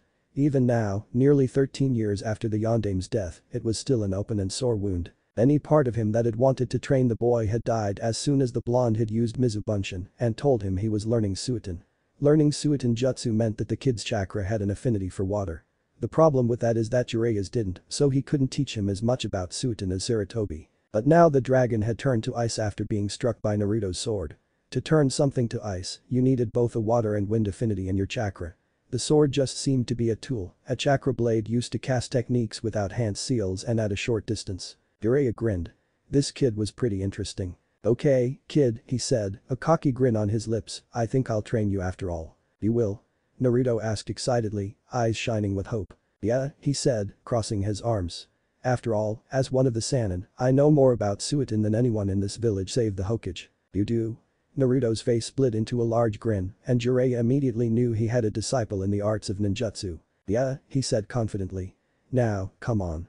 Let's take this to a more appropriate place, one with lots more water." Secretly, to himself, Jiraiya smirked. Hook, line, sinker. "Come on, Iro-senin." Jiraiya almost froze at the nickname, watching as Naruto ran down the road. This bratty might be more trouble than he was worth. The sound of rushing water flowed past his senses, the smell of the liquid permeating his nostrils. The grass, taller than normal, tickled his bare toes incessantly. The wind blew gently, tousling his spiky hair. He grinned, excitement flowing through him. They had traveled to a river, one that Naruto hadn't even known existed. It was atop a waterfall that emptied into a pond that girls seemed to like to swim in, so Naruto could guess why Jiraiya had chosen this particular river. Still, the old man was going to teach him, so he wasn't going to complain. "Right." Jiraiya clapped his hands together. "I've already showed you the hand seals, so let's see how good you are at Suryudan." "Done." Naruto nodded, flashing through hand signs numbering in the dozens. He stopped on Bird, watching as the river churned unnaturally. A beast's head began to form, sucking the water from its surroundings. Suiton. Suryuiden no Jutsu. The winding dragon leapt from the water, twisting and turning in the air before it crashed back into its source. The river returned to normal, as if nothing had even happened. Jiraiya nodded, satisfied. Good. Good. Now, let's try it while you're walking on the river. Nodding, Naruto took a step out onto the water, standing atop it without trouble. The river around his feet rippled slightly, but showed no sign of letting him fall through. Slowly, he walked to the center, making sure that the current wouldn't push him downstream. With a great deal more concentration, he went through the hand seals again, calling, Suryuiden. Much more slowly than it initially had, the dragon of water formed in front of him, its gaping maw snarling. It jumped from the river's surface towards an imaginary enemy standing a good distance away from the blonde, then sunk back into the water as it hit its non-existent target. Alright, the elder man muttered. It had taken him longer the second time than it had the first. Again. Naruto went through the hand seals once more, much faster than the second time. The dragon rose for a third time, marginally faster than either the first or second attempt. With a silent roar, the dragon dove into the river again a great distance away. It collided with a loud splash, throwing water up and out several feet. Jiraiya couldn't help but marvel at the power the kid had, mentally whistling as the third dragon dissolved back to its base element. Even elite Jonin from the Hidden Mist village could only manage one or two before the chakra consumption started to affect them. But Naruto had pulled off 3 without even breathing heavily. Good, Jiraiya nodded. Now we're ready to move on to the next thing I have to teach you. Kuchius no Jutsu.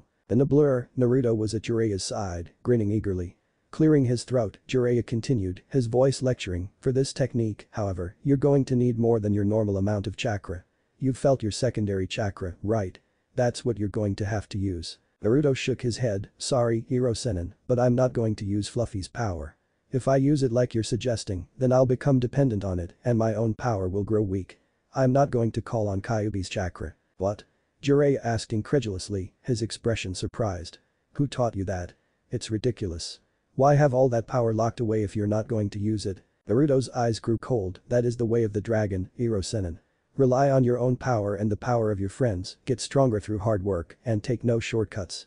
Be wise both in life and in battle and use force only when necessary. That is the way of the dragon. It's the principle I've dedicated my life to. Good, child, Hyourinmaru cooed, whispering in his ear. You are learning well what I have taught to you. This is the path you walk. The path of wisdom, the path of the protector. Do not let any sway you from its course. Alright, Jiraiya sighed, rubbing the bridge of his nose. If you're that serious about it, I guess we can just use your normal chakra. If we can build it up high enough, you won't need the Fawkes' chakra. Naruto nodded, his expression suddenly cheery again. Jiraiya scratched his head, wondering if the boy was bipolar. Shrugging, he bit his thumb and went through hand seals. Right. First, I'll show you how. He thrust his palm to the ground, several chains of kanji spreading over the rocks beneath his feet. There was a puff of smoke, and standing beneath Jiraiya was a large toad slightly taller than the man himself. In its mouth was a scroll, the toad's tongue unrolling to drop it on the ground. Write your name in blood, like those written before you, Jiraiya commanded as Naruto unraveled the scroll. The seals are boar, dog, bird, monkey, and ram. In order to summon, you must spread a little blood on the hand you used to sign your name on the scroll. The blonde looked over the names written in blood on the large scroll, recognizing only a few of them. Jiraiya's was easy to see, written in large and fancy penmanship. To the right were several unfamiliar names, each one older and more archaic than the last. To the left of the Gamma Senins, though, was a name that Naruto had memorized a long time ago. Namikaze Minato. It was the 4th Hokage. That was all the endorsement he needed. Naruto couldn't help the grin that split his face as he bit into his right thumb, going just deep enough to draw blood. Carefully, he signed his name on the scroll using that blood, then dabbed each of his fingers with it. He pressed the tips of the fingers on his right hand against the thick rice paper, knowing that they would leave an impression. Naruto rolled to scroll back up, watching as the toad pulled it back into its mouth and disappeared. Jiraiya fell back to the ground with a soft clatter, hands on his hips, as he looked at the blonde boy expectantly. Nodding, the blonde bit his thumb and swiped it over his right palm, flashing through the hand seals required. Thrusting his hand down, spider web chains of kanji spread from the point of contact. There was a puff of smoke, the wind blowing it away quickly.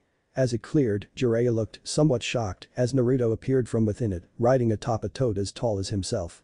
Jiraiya scratched his chin absent-mindedly, a giddy feeling rising up in his stomach. The grin stretched across his face as he began to giggle slightly, the prospect before him exciting him beyond belief. 13 years after his previous star student had died, he had found a new student, one nearly as capable as the 4th Hokage. This boy, a no-talent loser according to the academy records, had so much potential that he almost couldn't believe it. What seemed even more unbelievable was that no one had noticed. This blonde brat had the potential to surpass all of the Hokage to date, even his own father, the Yondaime. The amount of chakra his body held was staggering, and he never seemed to tire, despite the strain that normal Jonin-level ninja would be suffering under identical conditions. What was more, the kid already had two affinities, ones that could be combined to create something much more powerful. He was also the perfect match up against the Uchiha Sasuke Jiraiya had heard so much about.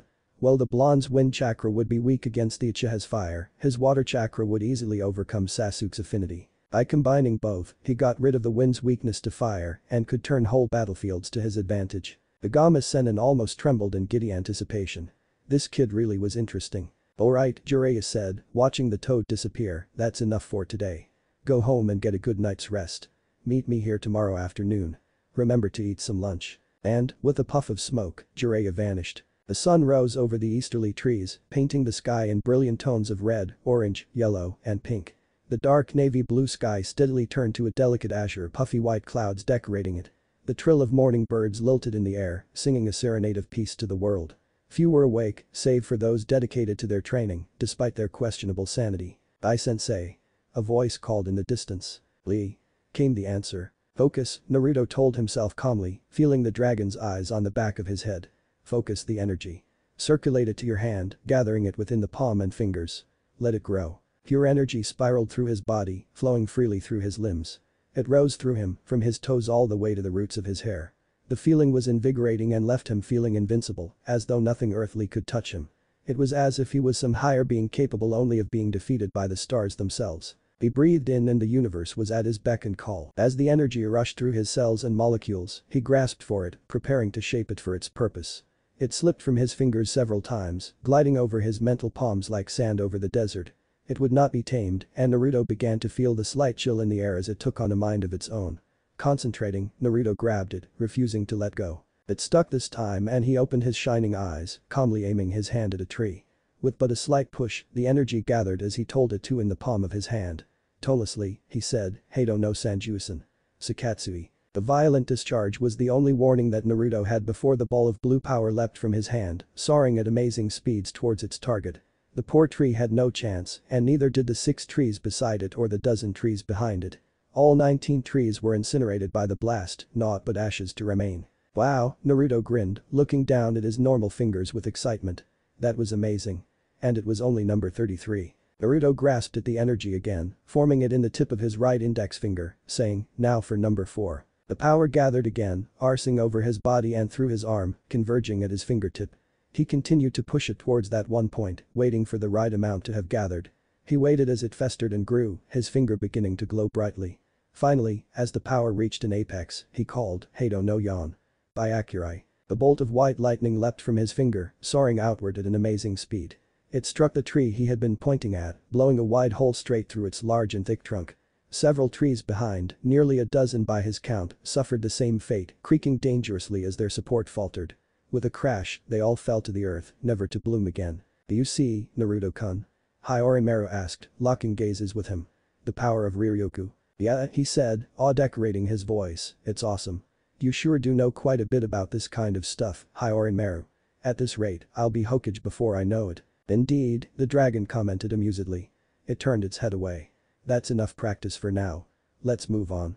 Have you finished your little project?" "I'm close," Naruto said, scratching his head sheepishly. "I've figured most of the stuff out, but I need to find a way to make it summon you. So far, it doesn't summon anything." "I must congratulate you," Hyourinmaru said, his voice filled with paternal praise. This idea was quite crafty and cunning. Many would call it a very Fawkes-like idea. I say it is an idea worthy of a dragon. "Thanks," Naruto laughed happily. "I took one look at Iro-Sennin's summoning scroll and decided to make one for you. Toads are nice and all, but they're just not suited for my abilities. So I'll just summon you. See, the way I figure, since it's a time-space jutsu, I can summon anything that doesn't fully exist in the realm of reality." Hyourinmaru nodded, to come up with such a thing after seeing it only once is quite admirable. "I have no doubt that you will succeed." Somehow, Naruto could tell that the dragon was looking at him out of the corner of its eye. "When you do, I have quite an interesting skill to teach you." A shiver of anticipation traveled down Naruto's spine, raising tiny bumps all over his arms. He wasn't sure if the shiver of anticipation was one of eagerness or if it was of an ominous origin. The latter seemed much more plausible because of the icy block that had suddenly lodged itself in his stomach. Hyourinmaru rarely called something interesting. Considering how knowledgeable the dragon was, there wasn't much that it could claim was interesting. There were several things that it took an interest in, but it never used such a word to describe those things. He preferred to call it a healthy dose of curiosity. If it was a technique he was teaching Naruto, he always made it seem insignificant to him, but very important to the blonde boy. He used all sorts of words and phrases to entice him into learning, but interesting had never been one of them. If he was using it to describe something, that something had to be beyond cool. Naruto called Sasuke's fire jutsu cool. Hyourinmaru scoffed at them, claiming that such skills were easily learned and acquired by anyone with an attention span. Naruto called Rock Lee's speed and jutsu awesome. Hyourinmaru chastised him for admiring the boy's abilities when he could be working towards acquiring them for himself. Naruto thought Kakashi was one of the best. Hyourinmaru assured him that there were better. So for Hyourinmaru to call something interesting, it had to be beyond powerful. It had to be even more powerful than the destruction spells the dragon was teaching him to use. It had to be stronger than Kakashi's signature move. Naruto shivered again. He was either really lucky or in deep shit. Naruto stood shakily, panting as sweat rolled down his cheeks and nose, his blue eyes drooping slightly. The water around him churned as yet another dragon dissolved into it, splashing the riverbanks harshly. He fought to stay atop the surface as the movement of the water body compromised his footing. Again. Came the command and Naruto obeyed. He flashed through the hand seals, stopping on bird and watching as the water in front of him swirled and rose to form a dragon. It seemed to roar as it jumped forwards at an invisible target. It crashed back into the river, causing turbulence over the surface. He struggled to stay atop. After his success at summoning, Jiraiya had decided that it would be best to hammer out his skills in Suiton by making him practice till he dropped. Along with Suryuiden, the old man had taught him Daibakufu no Jutsu and Sujin Heki and had him practice them alongside it. The old man was determined to make him a Suiton master before the Chunin exam finals. For the 3 weeks he'd been training under the elder shinobi, he'd become quite proficient in water-style techniques. Jiraiya wasn't the only one training him in jutsu. After Naruto had perfected several of the spells he'd been teaching the blonde, Hyourinmaru had started to have Naruto recreate jutsu he'd seen before. Specifically, he had Naruto recreate techniques that Haku had used during their battle on the bridge. So far, he'd managed to teach himself Haku's and Satsu Susho, something he'd only caught a glimpse of during the fake Hunter Ninja skirmish with Sasuke, and how to perform certain jutsu using one-handed seals. Unfortunately, while Hyoten wasn't something that only Haku could use, the Maku Hayashi was a bloodline limit-related skill. He couldn't replicate it beyond forming the mirrors. That's not to say that training was all Naruto did. He had visited Hinata several times since the preliminaries, more often than not stopping by the Yamanaka shop to buy some flowers for her. He wouldn't admit it to anyone, but he took a secret pleasure in seeing the Hyuga princess blush every time he came in her room with a bouquet in his hands. He tried to visit Sasuke once, only to find that the Uchiha prodigy's bed was completely empty, as if no one had ever slept in it. He'd been confused for a second, wondering if maybe Orochimaru had stolen the boy in his sleep before he'd taken a better look at the scene of the supposed crime. There was no sign of a struggle and no sign of more than one person being involved in his rival's escape. He'd nearly grinned. Sasuke had left on his own. "Alright," Jiraiya called, halting his training as his fingers moved together almost on reflex, "that's enough. I'd say you've got this down pretty well. You've got 5 days until the finals. Take that time to rest." Nodding, Naruto staggered over to the riverbank, collapsing as soon as his feet hit dry land. His breath came out in short pants, his eyelids drooping as the exhaustion set in. Jiraiya chuckled slightly, amused that he'd finally found the boy's limits. "I'll be back in half an hour," he told the kid, kneeling next to the blonde's head. "If you're still lying here then, I'll take you home myself." In a puff of smoke, the man disappeared. Naruto sighed, rolling over onto his back to look up at the bright afternoon sky. He sighed again as his breathing began to even out, his body slowly regenerating the chakra he'd used up during his training. It had been intense, more so than any other training he'd ever done. "You have progressed well," a familiar voice told him, a smooth reptilian body lying next to his. "You've even finished that project of yours. Most impressive." "I suppose," Naruto sighed again. "I just feel like there's something missing. Like there's something more I need to learn. Something more that can make me stronger." The dragon lifted its head to look at him, a serious gleam in its eyes. "I guess it's time, then." Naruto arsed his eyebrow. "What? Time for what? What's it time for?" "You'd best rest up," the dragon evaded his question. "Come back here tomorrow and summon me. I'm going to teach you that technique I promised." Once more, the block of icy dread dropped into his stomach, churning the acid there uncomfortably. Yeah, he was in deep shit. The roar of rushing water pounded against his ears, the river splashing recklessly against the rocks as it headed for the waterfall. The long grass rose over the sides of his sandals, tickling the calloused pads of his toes. The tangy scent of the water stung his nostrils, the smell wafting from the roaring river. He stepped carefully, almost hesitantly, over the hard stones, gathering his wits and courage about him. He was stepping into the situation blind. He didn't know what was going to happen, but his gut feeling told him it wasn't something good. It was supposed to be a new technique, but something felt wrong about it. Slowly, he bit his thumb, wiping the thick blood over his left palm. With a methodical pace, he went through each seal at a snail's pace, making sure it was correct. First boar, then dog, then bird, then monkey, then ram. He thrust his palm down, spider web chains of kanji spreading from the point of contact. There was a large puff of smoke as Naruto felt a bit of vertigo, shooting up into the air. His feet stood atop something hard yet soft and smooth yet scaly, a sea of icy azure invading his vision. He felt his eyes widen to saucers as he realized the truth of the situation. He was standing atop a huge hyourinmaru, one at least 100 times bigger than the one he knew. "So, you managed," the voice was deeper, but it was still familiar. "I wonder, however, if you can manage the task I have set for you." "Task?" Naruto asked confusedly. "What's this task?" "As you know, by calling out the correct command along with my name, you can merge your power with mine," the dragon told him. "However, there is a level of power beyond that where you and I merge our powers much further. To accomplish this task, you must defeat me and claim my power for your own." "What?" Naruto shouted in alarm. "Defeat you? How?" "Don't worry, child," Hyourinmaru placated, chuckling amusedly, "this is not direct combat. All you must do is defeat one challenge I will set for you." "Challenge?"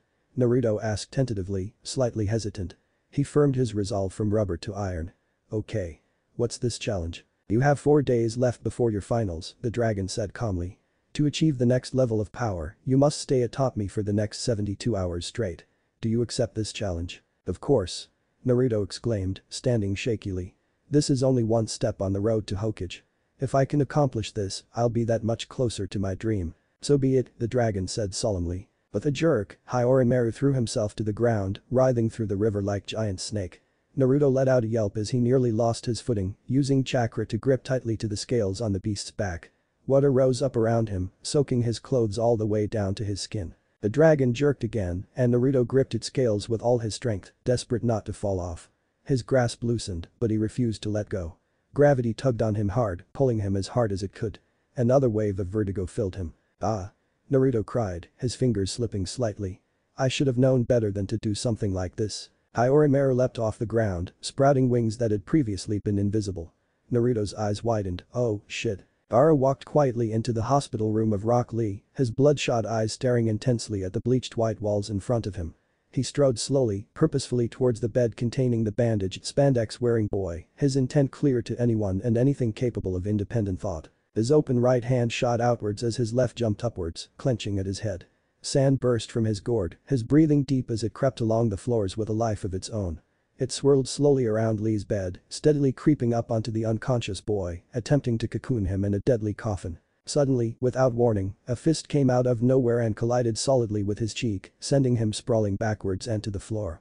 As the shock of being hit slowly wore off, Gaara straightened up, a small bit of his armor of sand flaking from his murderous face. Naruto stood in front of him, his sword strapped to his back with a green sash. Replacing his jacket and the shirt beneath it was a zip-up sleeveless black turtleneck. It blended seamlessly with his new black pants and sandals. His eyes were icy blue, and the room temperature seemed to drop, the air around the boy wavering with power. Shikamaru stood not too far off, rubbing his cheek tentatively. "Ow. Damn it, Naruto, I feel what he feels, remember?" "What are you doing?" Naruto ignored Shikamaru, a scowl on his face. "To release so much killing intent," Shikamaru frowned seriously. "Why are you trying to kill Lee-san? Do you have some kind of grudge?" "No," Gaara said, his voice monotonous. "I do not. It's not something that complicated. I'm going to kill him just because I want to." "Oh yeah?" said Shikamaru, faking his cocky tone. "Well, we're not going to let you do that. I mean, hey, you're strong, but we were holding back in the prelims, too. Right now, 2 against 1, you don't stand a chance. You get in my way and you are dead." Gaara seemed unfazed by Shikamaru's comment, his teal-green eyes shining with hate. "I'd like to see you try," Naruto shouted, grasping the azure-clothed hilt of his sword. "Naruto," Shikamaru hissed at the blonde. "Shut up. This guy's a monster." "So?" Naruto hissed back. "I've got a real monster in me." "He's nothing." "A real monster, you say?" Gaara seemed slightly intrigued. "I was born a monster. I came into this world by taking the life of the woman I would have called mother. My father created me in order to be Suna's ultimate weapon. I was spoiled and allowed to do whatever I pleased. But starting around the time when I turned 6, my father tried countless times to assassinate me. Wait, Shikamaru said in consternation. I thought you said you were spoiled. A being too strong can become an existence of fear. Gaara didn't really specify if that was his answer or if he was just continuing his story. Everyone hated me and I found myself wondering why I went on with life. Why, then, do I exist? Why do I live? I could find no answer. But everyone needs a reason to live or else it's the same as being dead. Finally, I came to this conclusion. I exist to kill everyone but myself. As long as there are people for me to kill, I will not vanish. The hell? Shikamaru was surprised. Now, sand rose, gushing at high speed in the direction of Naruto and his companion. Let me feel alive. The sand suddenly fell to the floor as Gaara made eye contact with the dragon, only he could see that was hovering over the blonde shoulder, his face frozen in shock. Gaara doubled over, clenching his head with his hands and screaming, his sand writhing and twisting on the floor, as if in pain. Slowly, the demonic sand ninja walked backward, heading towards the window, his sand following him obediently, as though a pathetic slave to him. His pain seemed to have lessened by the time he reached his goal, since he wasn't doubled over anymore, but he still appeared to be struggling with something. Regardless, he turned before he left, his right eye shut and his breathing labored. I will kill you guys. The crowd roared in excitement, eager to see the Chunin hopefuls tear into one another. The volume in the arena was deafening and the finals hadn't even started. Several people were making bets and odds continued to change and twist. Many nobles from lands far and wide sat in the stands, patiently awaiting their entertainment. The Hokage sat up in his private box with the Kazekage from the Land of Wind, watching the entire proceedings with a neutral expression on his face. Several guards were stationed around him protectively, each standing at attention with a serious expression. Likewise, the Kazekage had many guards as well, each willing to give his or her life. Shiranui Genma frowned as he looked over the competitors, the senbon between his lips twitching incessantly. 1, 2, 3, 4, 5, 6, 7 of the candidates for Chunin had showed up for the finals. Neji, Naruto, Gaara, Kankuro, Shino, Shikamaru, and Temari were all accounted for. The only one missing was Uchiha Sasuke, the supposed star of the show. For the most part, as far as Genma knew, the majority of the examinees hadn't changed at all appearance-wise since the preliminaries. Neji still wore his pale, short-sleeved jacket and black shorts. Gaara looked like he had several sets of that uniform he wore. Kankuro still wore his strange black jumpsuit with a cat-eared hood. Temari had a revealing dress-like thing on, and Shino and Shikamaru might as well have just come from the preliminaries. Except Naruto. Naruto's appearance had changed drastically from his original orange jumpsuit, especially concerning the color. His sword was strapped to his back with a green sash, a bright golden lotus-shaped clasp positioned on it just below his xiphoid process. Replacing his jacket and the shirt beneath it was a zip-up sleeveless black turtleneck. It blended seamlessly with his new black pants and sandals. His blonde hair was longer as well. Several strands of sun-kissed yellow fell over top of his hit-eye, just long enough to cover the majority of the metal plate. The rest was even wilder and spikier than before, seemingly untamable by conventional means. 2 locks of blonde fell on each side of his face right in front of his ears, reaching down to his lobes, if barely. Genma had to hide his shock from the rest of the world, and he had no doubt that many others did too. The boy in front of him, with that serious scowl on his face and his analyzing blue eyes narrowed, looked like the reincarnation of the late 4th Hokage. Kakashi, Genma thought absently, was in for quite the surprise when he got back. Hey Mr. Examiner, Genma blinked himself out of his thoughts, looking up to see Naruto's hand raised. Yeah? He asked, trying to regain his composure. What happens if Sasuke's not here in time for his match? Came the question, still with that serious look on his face. Well, Genma's senbon twitched as he spoke, which Naruto thought was very dangerous. If he's not here by the time his match is scheduled to begin, he'll lose by default and be disqualified. Genma opened a pocket watch, looking at the time as Naruto nodded in understanding. He flipped it closed. It's time to begin the Chunin selection exam finals. If everyone but Hyuga-san and Uzumaki-san would proceed to the stands, we can begin. The other genin nodded and left, Naruto and Neji the only ones standing in the arena. Genma nodded, alright. He stepped up between the 2 boys, glancing at each of them for a few seconds. You guys are up first, so make sure to put on a good show. He made a motion with his hand, begin. Neji sneered at the blonde, dropping into the stance of the Hyuga's famous Jukin. I'll rejoice as I watch you fall to pieces when you discover reality. Naruto scowled, his right hand reaching up to the hilt of his sword. I'm 10 times stronger than I was during the preliminaries. Neji's upper lip curled, the veins around his eyes bulging as the Byakugan activated. 10 times nothing is still nothing. You were fated to lose the moment I was chosen as your opponent. Up in the stands, Kurenai was thinking, this match will decide the threat level Naruto-san poses to enemy ninja. If he can defeat Neji-san, he might just be able to defeat Shino-kun as well. You say that now, Naruto said, his sword sheath dissolving as he pulled out hyourinmaru, dashing for his enemy. Try saying it again after I've beaten you. Neji pulled out a kunai, blocking the strike with it. He was surprised as he struggled to keep up the block, his hand shaking under the pressure. Naruto's expression was serious, his blue eyes glinting icily. The fight's just started and I already have 2 advantages, Naruto told him, bringing his left hand up in a seal.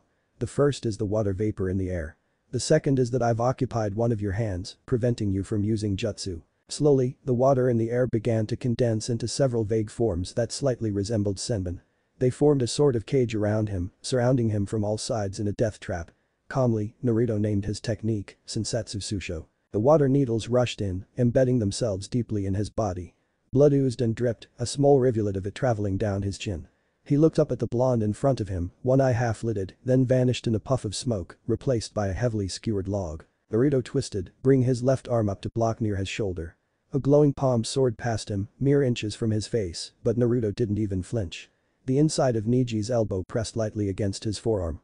A smirk curled on Naruto's lips, try again, idiot. Naruto's eyes widened in surprise as 4 glowing fingers sunk into his back painfully, not enough to break the skin, but enough to feel as though they had. Foreign chakra flooded his body, threatening to shut down his kidneys. Then, with a splash of liquid, Naruto fell apart into a thick but shallow puddle of water, obviously not the real one. Neji's own eyes went wide as the implications sunk in, forcing him to re-evaluate his opponent's abilities. He'd been surprised when the blonde had pulled off a water technique using the vapor in the air, but to have a water clone, which was 1/10 as strong as the original, do so was amazing. And he hadn't even been able to tell it was a water clone either. This brought about many questions. When and where had the blonde learned to use a foreign technique like Mizubunshin no Jutsu, and from whom? How did he form a Mizubunshin using vapor in the air? How did he learn to do something like that and from whom? What other foreign jutsu did he know? Neji jumped to the side as a blue dragon soared towards him, its red eyes gleaming. It twisted around to follow him at the last second but collided with ground, creating a large and long snake-like line of ice. He had seen the boy use this skill in the preliminaries, but that in no way prepared one to have it used on him or her. Above them, the sky darkened with black clouds. It just brought even more questions he should have asked the first time he had seen this beast. How did the blonde boy create a massive water dragon without any water around and then make it freeze on contact with something solid? Where did he learn to do something so complex and complicated with one technique? If it had been taught, who had taught him? Who even knew how to do something like that? This blonde boy should be simple. He was an orphan that had joined the academy to become a ninja. He took the graduation exam 3 times before he passed and he passed in an unorthodox method. He had no exceptional skills and had passed at the bottom of his class. He was a loser who had just barely graduated from the academy. He should have been easy to beat. The Uzumaki boy, however, was anything but simple and ordinary.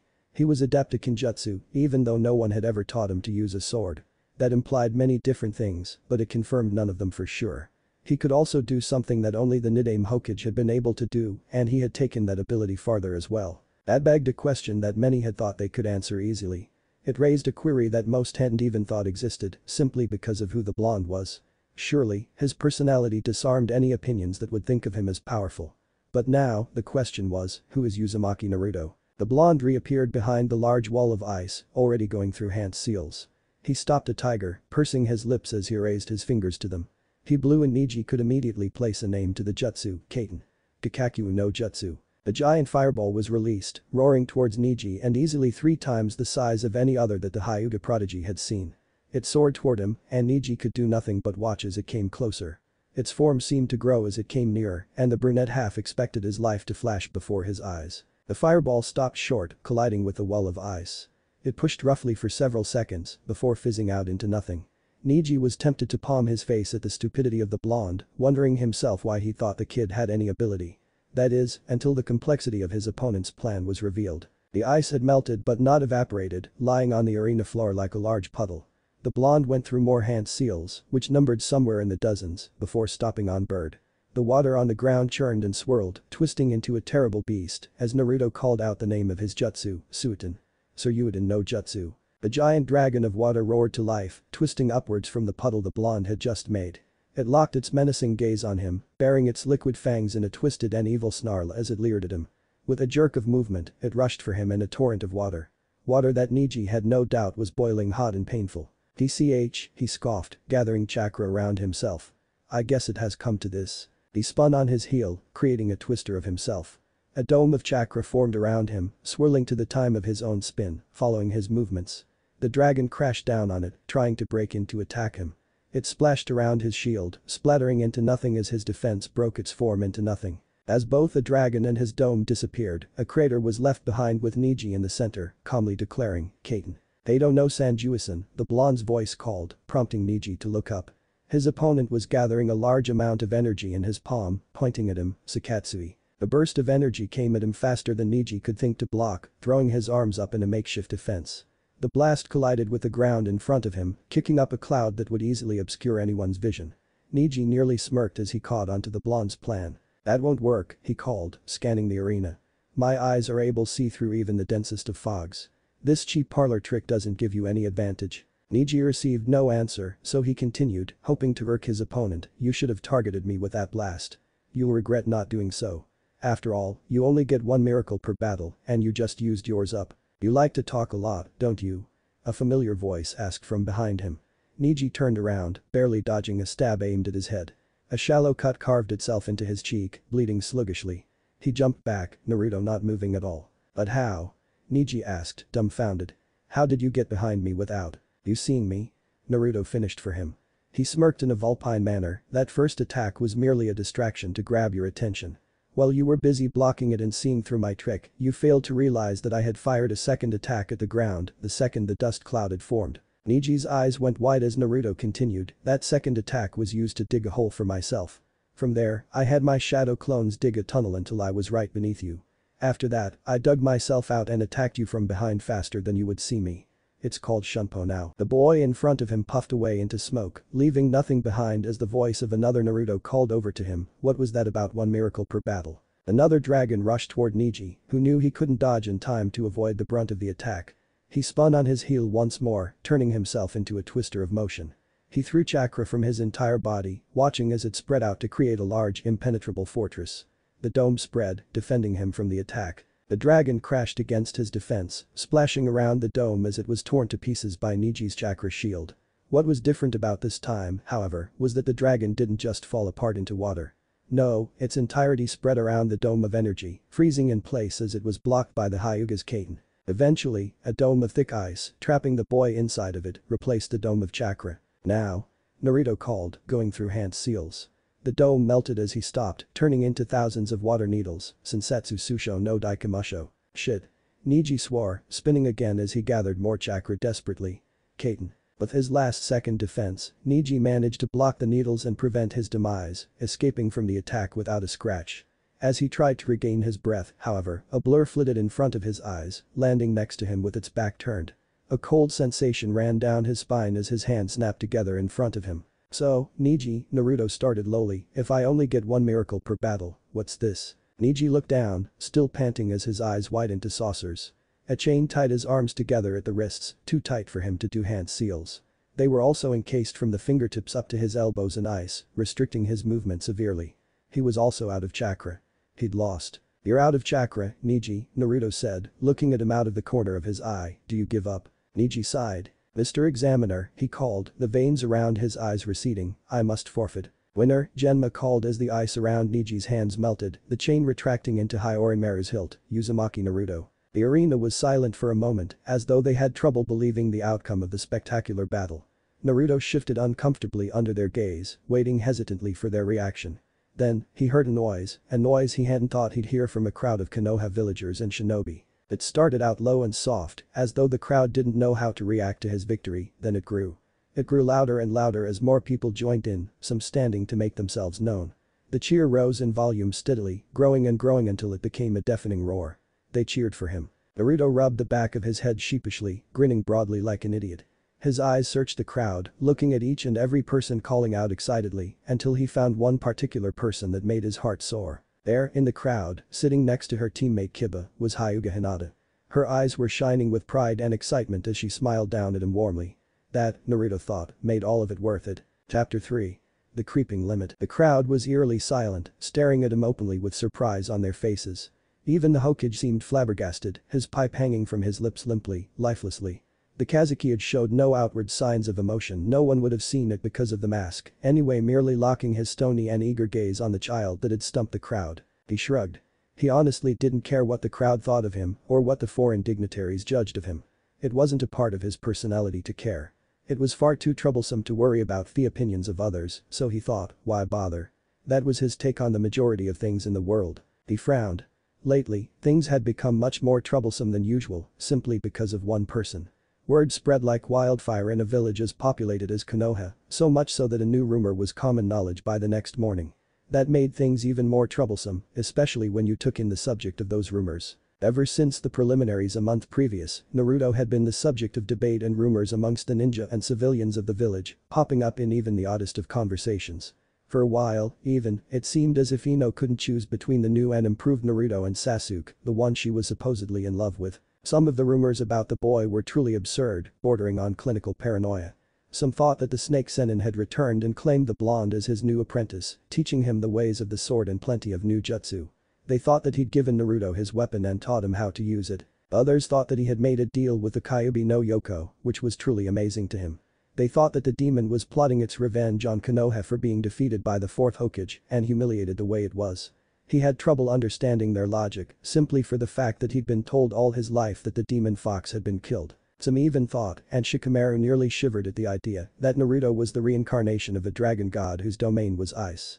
Their idea was that the dragon Naruto summoned with his sword was his true form that was locked away within his human body. Those people had built a small shrine near the river, praying to it that the dragon god would be freed from his mortal prison. He knew their ideas and theories were absurd and ridiculous, but he couldn't completely discredit them when he himself didn't know the truth.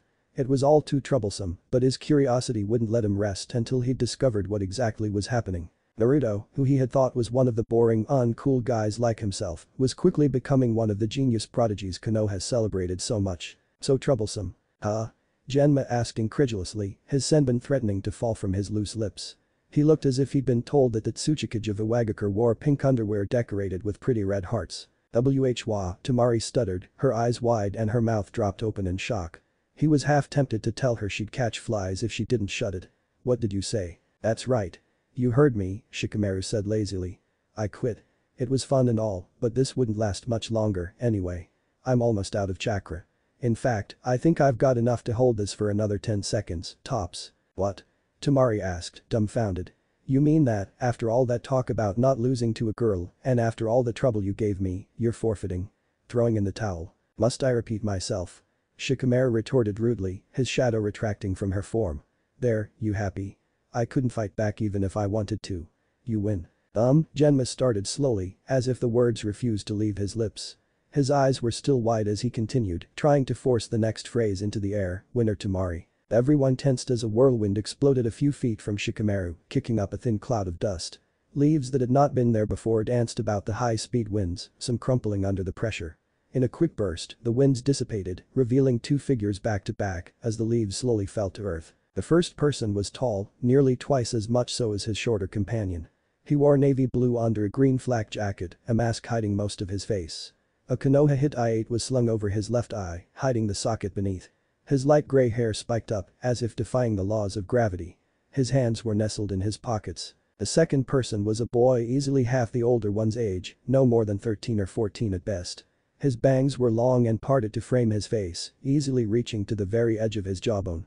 His dark eyes were observant, flickering about the stadium as a small smirk quirked at the right side of his lips. His raven black hair spiked backwards at the back of his head, kind of like the hind end of a chicken. Naruto smirked, cupping his mouth with one hand as he leaned against the steel railing. Hey Sasuke. The younger of the two figures looked up, his expression remaining mostly neutral as the blonde continued, what's the sword for, compensation? I don't know, Naruto, Sasuke called back, a smirk on his lips as he lightly fingered the hilt of the ninjato strapped horizontally to the back of his waist. What's yours for? Instead of responding, Naruto grinned broadly, a challenge flashing in his blue eyes.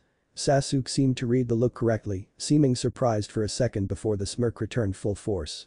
He nodded, hoping his blonde rival had understood that he would gladly match blades whenever the Chunin exams were over. Feeling a pair of eyes on the back of his head, Sasuke turned slightly to look behind him. Gaara's imposing figure stood in the stands, his eyes stony and dark, as if he were staring at his next prey. Sasuke flinched for a second as Gaara's face split into an evil and maniacal grin, one that threatened to crack his head in half. He blinked in surprise, and the grin was gone. He repressed a shiver. This guy was beyond creepy.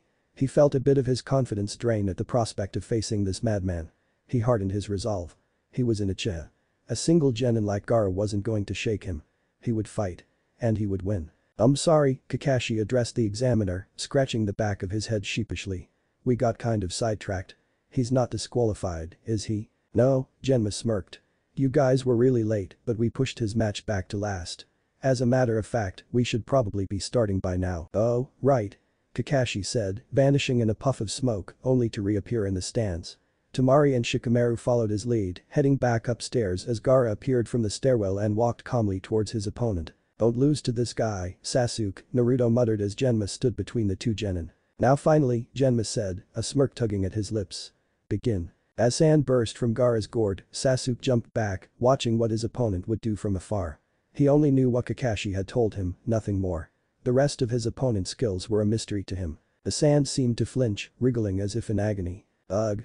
Gaara grasped his head in pain, muttering, "Don't be so angry, Kasan. That blood I gave you earlier, it was disgusting. But I promise. This blood will be so much better." "What the?" Sasuke's eyes widened slightly. "What the hell is he talking about?" "DCH," Sasuke scoffed as Gaara flinched again, cringing. Then the calm facade had returned, Gaara's empty teal eyes glaring at him from rings of black. The Redeed's brow furrowed as his lips drew tight, his arms folded in his typical fashion. The sand was calm, floating around the boy smoothly. The boy uttered lowly, his voice dangerous. In a blur, Sasuke dashed towards his opponent, kicking up a trail of dust as he moved. He flung two shuriken, watching as the sand rose up and grabbed them out of the air. It morphed into a copy of Gaara, glaring at him with the two shuriken grasped in its fingers. It exploded outwards and Sasuke leapt up, tossing two more of the throwing stars as the Gaara clone tried to use his previous ones against him. They collided with each other and fell to the ground. Sasuke landed, punching a hole through the doppelganger, the sand grasping at his wrist. He brought his other hand up in a palm strike, blasting the sand clone's head to bits. He rushed forwards again, aiming a punch at the Redeed's face. The sand rose to block, but Sasuke vanished, reappearing behind Gaara. To his opponent's shock, he landed a solid punch on the Suna shinobi's left cheek, sending him flying. The sand formed a cushion for Gaara, standing him back up as it repaired the damaged section of Suna no Yoroi. Gaara's glare seemed to intensify. "At speed," Guy remarked in surprise. He turned to his eternal rival, Kakashi-san, "You." "I did," Kakashi nodded, eye focused on the fight happening below. "I had him imagine how Lee would fight and copy it. Needless to say, he picked it up quite well." "I see," Guy said seriously. "But you do realize that pure Taijutsu won't be enough for this, don't you? Even my brilliant pupil couldn't beat Gaara-san with Taijutsu alone." "Taijutsu isn't all I taught him," Kakashi remarked lightly, revealing no secrets. "Sasuke-kun and I are very similar people." In a blur, Sasuke was upon him again, landing another punch. It hit and he continued, lifting himself and Gaara into the air as he went. A second punch, an elbow to the gut, a knee to the solar plexus, and a palm strike to the left chest. He grabbed the boy's white sash and tan strap, swinging his head forward and into Gaara's. Using his opponent's shock, he twisted around, throwing him into the ground. Sasuke landed lightly, panting heavily. Gaara stood slowly, but Sasuke allowed him no reprieve, punching him squarely in the jaw with enough force to leave a crater in the wall. Gaara flew backward several feet, landing on a soft cushion of sand. He stood slowly as his Suna no Yoroi slowly began to flake off, revealing the pale flesh of his face. The sand swirled, forming an orb around him as he moved his hands into a single seal. There were Jin, Seru, Hibi, Seru, Gaara chanted within the orb, hands locked in a hand seal. Sand trickled upward and formed an eyeball that stared out at Sasuke. Jin, Seru, Tori, Tatsu. Sasuke scowled, glaring at the orb in front of him. Wary of this new technique, he tossed a shuriken towards his foe, watching as a spike of sand shot out from the sphere and destroyed the small throwing weapon easily. His scowl deepening, Sasuke dashed towards the orb at amazing speeds. Izumi, Seru, Jin. Blood trickled down Sasuke's cheek, fist, and left leg, spikes of sand protruding from the orb, just barely having missed impaling him. He had come far too close to losing a body part there, and he would have if it hadn't been for his Sharingan. He jumped backwards, doing several flips before he landed on the arena wall, sitting on it like a stool. "I have two options," Sasuke told himself, and Kakashi warned me to only use that as a last resort.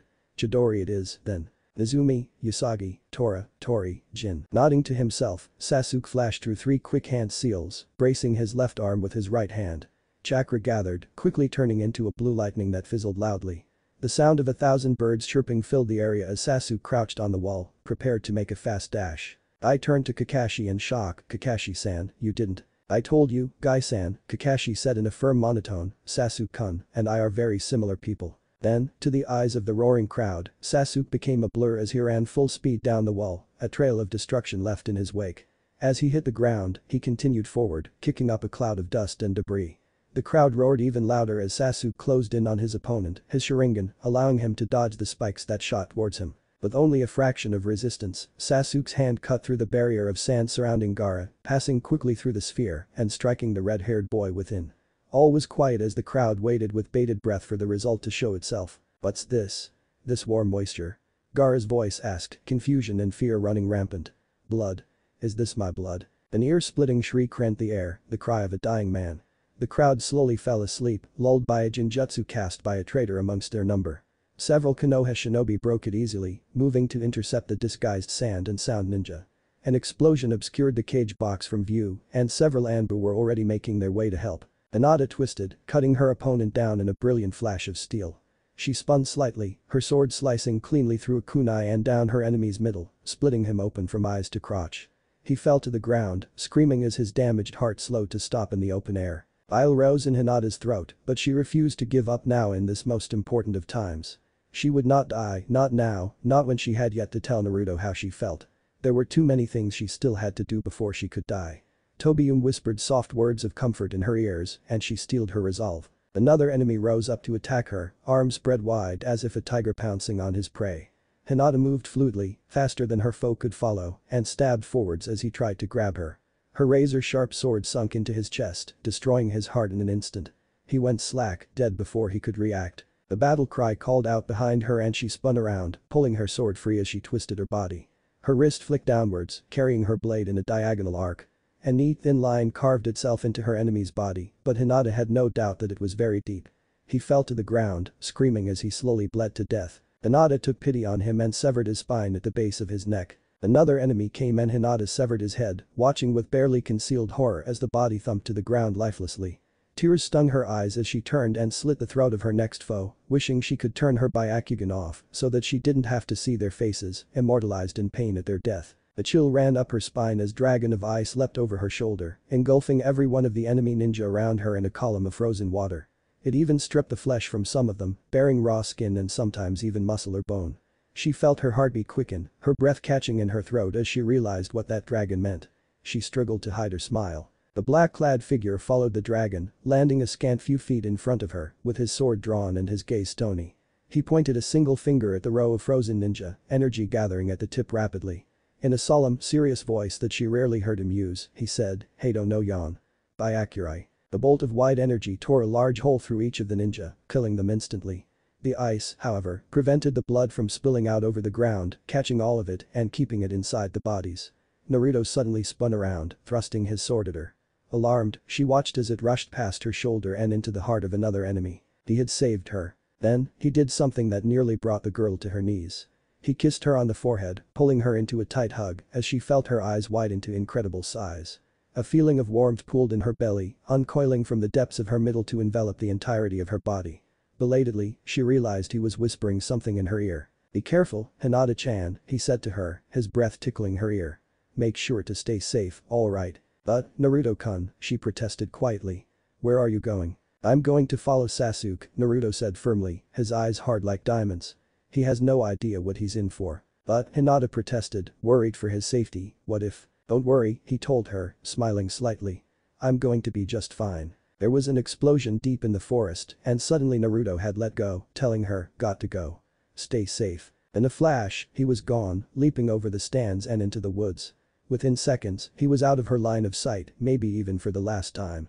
Belatedly, she whispered, "Good luck, Naruto-kun." As another enemy leapt towards her, Hinata swung her sword, releasing a bulging ball of energy in a cry similar to a firework streaking through the sky. In an explosion of pink, her enemy, as well as several of the seats surrounding her, was no more. Sasuke leaned up against the tree, clutching the junction of his neck and shoulder as the pain racked his body. Little flame-like black markings crept over his skin, consuming almost the entire right side of his body. His chakra was at an all-time low and he was too tired to even think of drawing his sword. He had lost to the demonic Gaara. He grunted as another wave of pain washed over his aching body, tensing as his worn and sore muscles twitched in time with his agony. His eyes shut, clenching tightly as he bit his lip, drawing blood. A pain-filled screech threatened to tear itself from his lips, but he wouldn't let it, and it came out as a sort of stressed gurgle. He panted, glaring over at the sand shinobi who was taking so much glee in his pain. That maniacal grin that Sasuke had seen for but a split second just before their match was back in full force, stretching over Gaara's face and threatening to crack the boy's head in half. An insane chuckle escaped those lips, bloodshot teal eyes glaring at him with enough bloodlust to kill small animals. Sasuke wasn't sure how it had come to this, how it had come to him being the one losing. During their match at the stadium, he had been in control because his Chidori was powerful enough to punch through Gaara's defensive sand. That had led to Gaara running away and Sasuke following him into the forest. After he had caught up with the wounded Gaara and his teammates, Kankuro had decided to stay behind and fight him. He had been prepared to take the puppet user down fast and hard so he could follow the redeed, but Aburame Shino had shown up and claimed that he had never gotten to have his fight in the finals. That had allowed Sasuke to bypass the puppeteer and follow the blonde girl carrying Gaara. He thought that he would have had to fight the girl before Gaara, too, but the sand user had simply pushed the blonde out of the way and went insane. Sasuke had grinned eagerly, ready to settle the fight they hadn't gotten to complete during the exams. He had expected to clinch a victory rather easily, since Gaara was susceptible to his Chidori. The fight had gotten so much weirder after that, though, and Sasuke wasn't entirely sure just what had happened. Gaara had done something really strange with his sand, something Sasuke hadn't thought he had enough control to do. Gaara had turned his sand into an arm, a tail, and half of a raccoon's face, one gleaming golden eye glaring out at him. Sasuke had thought it was strange, but hadn't paid it much mind, to be honest. No matter what distortions the sand genin made to his body, Sasuke figured that it still wouldn't make much of a difference in the long run.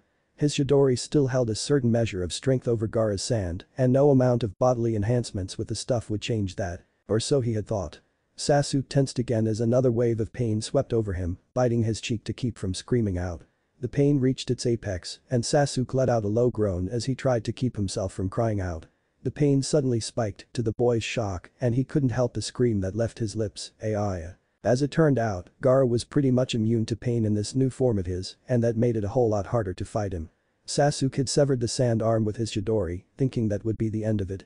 Gaara, however, had merely grinned insanely as his gourd expanded and morphed again, reforming the arm of sand effortlessly. Up until that point, Sasuke had been relying on his own strength and power. He became desperate, however, when it was obvious that he wasn't strong enough on his own. He had called on the power of the curse mark, Orochimaru's heaven seal, in an effort to take down his powerful enemy. In the end, his efforts had proven useless and pointless, and had done nothing but waste his chakra in a futile effort at victory. He wasn't sure what exactly was going to happen to him, but he figured that Gaara was going to do what he seemed best at. He was going to kill Sasuke with his sand, like he was known to do. Strangely, that didn't bother Sasuke even half as much as he had expected it to. Despite the fact that his goal in life was unfinished, he was somehow at peace with the fact that he was going to die. He may not have revived his clan or even killed Itachi, but he was going to get to see his mother again. Sasuke leaned up against a tree trunk, letting out a peaceful sigh as the thought entered his mind. The curse seal receded as it lacked energy to draw on, the black markings fading from his skin at the peaceful thought. Despite the fact that he was going to die, he was going to see his mother again after 5 long years. He would get to see her smiling face again. He sighed again, closing his eyes as he braced himself for Gaara's murderous touch, gently murmuring, "Mother." Gaara suddenly backed up from Sasuke's relaxed body, stumbling as he grasped at his head, as if in some sort of agonizing pain. He let out a groan that was more like the whine of an injured child, his eyes wide in pain and fear. He bit his bottom lip, tears welling up at the bottom of his eyes, as that one word drew up memories he had long since repressed. "Your mother loved you very much," a voice told him in his mind, the image of a blonde-haired man appearing in his mind's eye. The man was smiling at him lovingly as he bandaged the small cut on his hand. "And I loved your mother, my sister, very much, Gaara. And that means that I love you as well." "Hyourinmaru," Gaara said in a small voice, the tears threatening to spill. "There's only one thing that can heal a wounded heart, Gaara," the voice continued, the astral Hyourinmaru resting a hand on Gaara's chest. The smile was gentle and caring, the man's calm blue eyes staring into Gaara's hurt teal ones, gazing upon the redeed with affection. "The only thing that can heal a wounded heart, Gaara, is love." Gaara let out an ear-shattering shriek as he reared his arm of sand back, glaring at the boy sitting in front of him.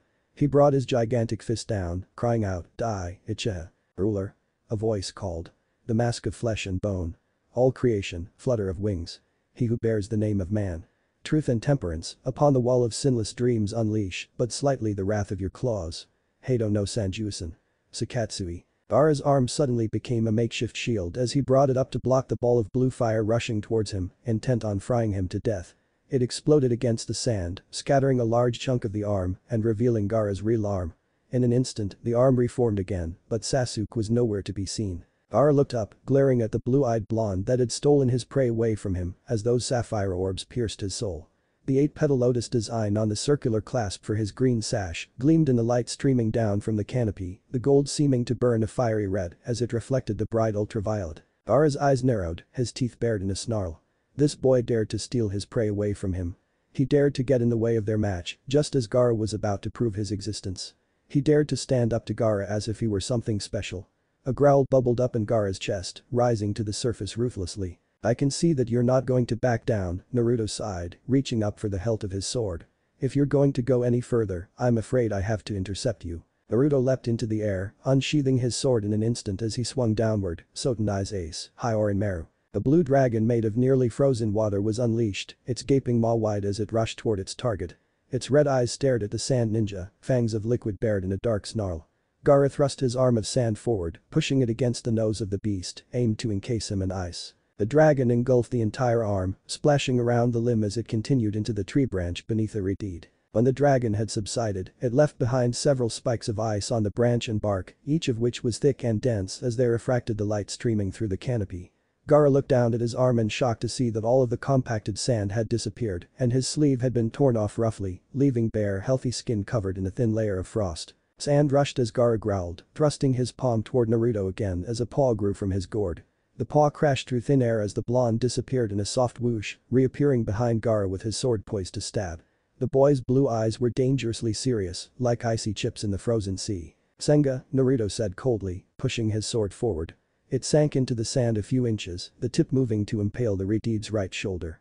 Naruto's eyes widened, however, as the sand swirled and grabbed his steel tightly, preventing further penetration. Gaara looked back at him, teal eyes triumphant. Naruto could see now why Sasuke had lost to the insane shinobi. Gaara's control over his sand was beyond impressive. In fact, it was far greater than the control that Haku had had over water and ice, and Haku's control had been very impressive.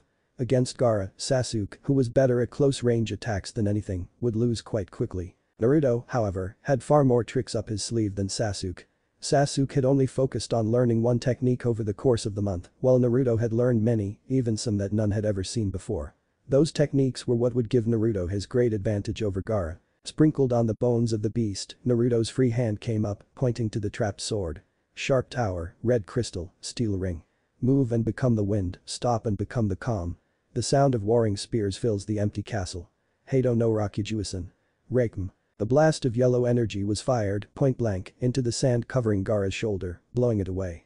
Naruto pulled his sword free as Gaara let out a loud scream, his voice shrill and pained as the agony of Naruto's spell set in. Vaguely, Naruto could see raw red skin beneath a hole in the sand ninja's shirt. He moved to make another attack, but stopped as Gaara's shriek of pain tapered off into a maniacal laugh that lilted through the trees, ringing in the tall forest canopy. Naruto watched warily as Gaara turned around, the sand around his arm and face mutating, until both arms had become monster sand limbs. The Uchiha was nothing, Gaara said insanely, an insane grin threatening to split his face. "In you, I have found a true measure. You are my prey." There was a sudden gush of sand that burst outward, crushing trees as it took on a solid corporeal form. Gaara disappeared in the large mass, his form hidden by the dirt, dust, and rock particles that made up his attack style. Naruto jumped backwards as the massive ball threatened to engulf him too, watching as it took on a definite shape. Purple markings covered the entire body of the creature, strange and almost like some sort of cultic tattoos. The tail was thick and had multiple protrusions, as if it were some kind of mace used to club enemies to death. The teeth were jagged and replaced any form of lips that may have once existed. The eyes were a dull gold surrounded by a sea of black. Naruto scowled as the beast turned its eyes to him, a wicked gleam in the depths of the diamond-shaped pupils. The tail wagged slightly, bowling over several tall trees and kicking up a cloud of dust and dirt. Icy blue met gold as the opponents sized each other up, taking in each other's forms. Fangs of sand curled into a wicked grin. Naruto stabbed his sword into the tree trunk, flashing through hand seals as the beast focused all of its attention on him. The air around him swirled and the ice chunks that had frozen next to Gaara's body melted, twisting and morphing in midair as Naruto manipulated them to his will. He stopped on the final hand seal, bird, and watched as the water he had gathered took on a specified form. He shouted, "Suiton. Suryuiten no Jutsu." The dragon leapt at the demonic creature, smashing into its right foreleg. It pushed with all the might it had against its target, attempting to pull the demon's leg out from under itself. The beast merely scowled, doing nothing but watching as the water dragon fizzled out, revealing an uninjured leg. "I see," Naruto sighed. "So that's how strong this guy is, huh?" The heir remained silent, giving no answer to his question. "I guess I'd better step it up too, huh?" He grasped his sword tightly, gathering energy for his own transformation, of sorts. "I imagine I'd be using the stupid Fawkes' chakra if I didn't have you, hyourinmaru." His eyes sharpened into glints of steel. "Time to use that technique you taught me." Orochimaru chuckled, tearing the fake face off in a display of rubbery flesh as the Sandaime Hokage looked on in barely suppressed disgust and horror. He smirked cockily, golden eyes flashing in triumph as 3 wooden boxes started to rise from the tiles of the building. The entirety of his plans began to merge as the shock on his former teacher's face turned to vicious determination. Sarutobi flashed through hand seals as the coffins rose, watching in satisfaction as the first 2 tilted on the roof, preventing the third from rising up. He breathed a sigh of relief, knowing that the final coffin would have released a foe even he would lose to almost instantly. It was bad enough that he would be facing his former teachers, but to face the 4th Hokage, he would be doomed. It wouldn't have stopped with him, though.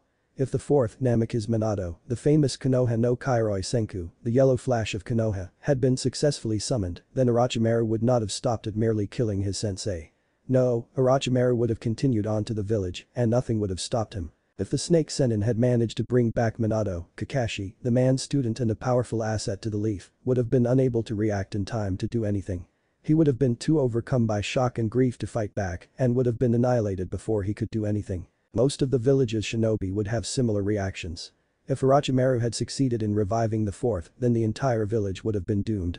Jiraiya, who had recently returned for a small duration, might be able to put up a decent fight, but it was still doubtful that the man would defeat his previous student. The old man's eyes narrowed as the 2 large boxes creaked open, the lids falling to the roof tiles with a loud thud. 2 figures stepped out from within, each wearing his own version of battle armor on the chest and arms. The first had long, smooth black hair held from his face by a Konoha hit I-8. The second had spiky white hair held back by a helmet similar to the one that Yamato, a trusted Anbu, wore. He also had 3 red marks on his face, 1 horizontal on each cheek and 1 vertical on his chin. The Shadai and Nidaime Hokage. "It's been a long time," the Nidaime said. Monkey." The Shadai mused. "You've grown old, haven't you, Sarutobi?" "I would not have thought I would meet with you 2 brothers again like this," Sarutobi said grimly. "It's regrettable. Please make your preparations to be defeated. How about you forget the chatter and get started?" Orochimaru asked in annoyance.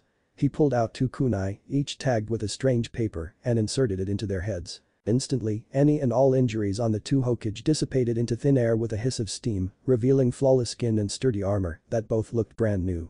Orochimaru grinned, stepping back as the Shadai and Nidaime regained all of the health they had lost when they had died. "Let's get started, shall we?" The third rushed forward without any warning, flashing through hand seals as he drew closer to his new enemies.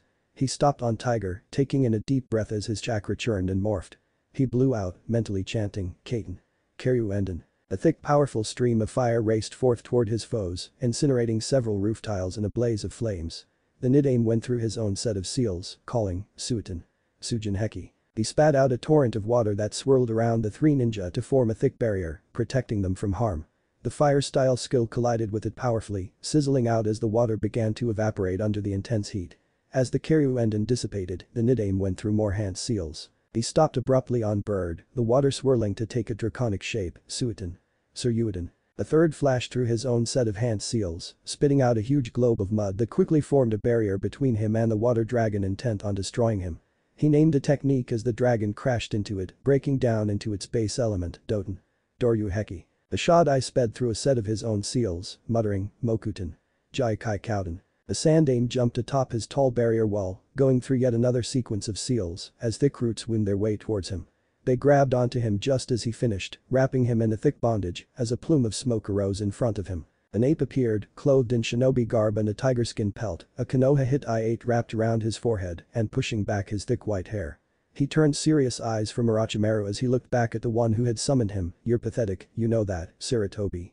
This is all because you didn't kill him when you had the chance." "That's what we're going to do now," Sarutobi told him.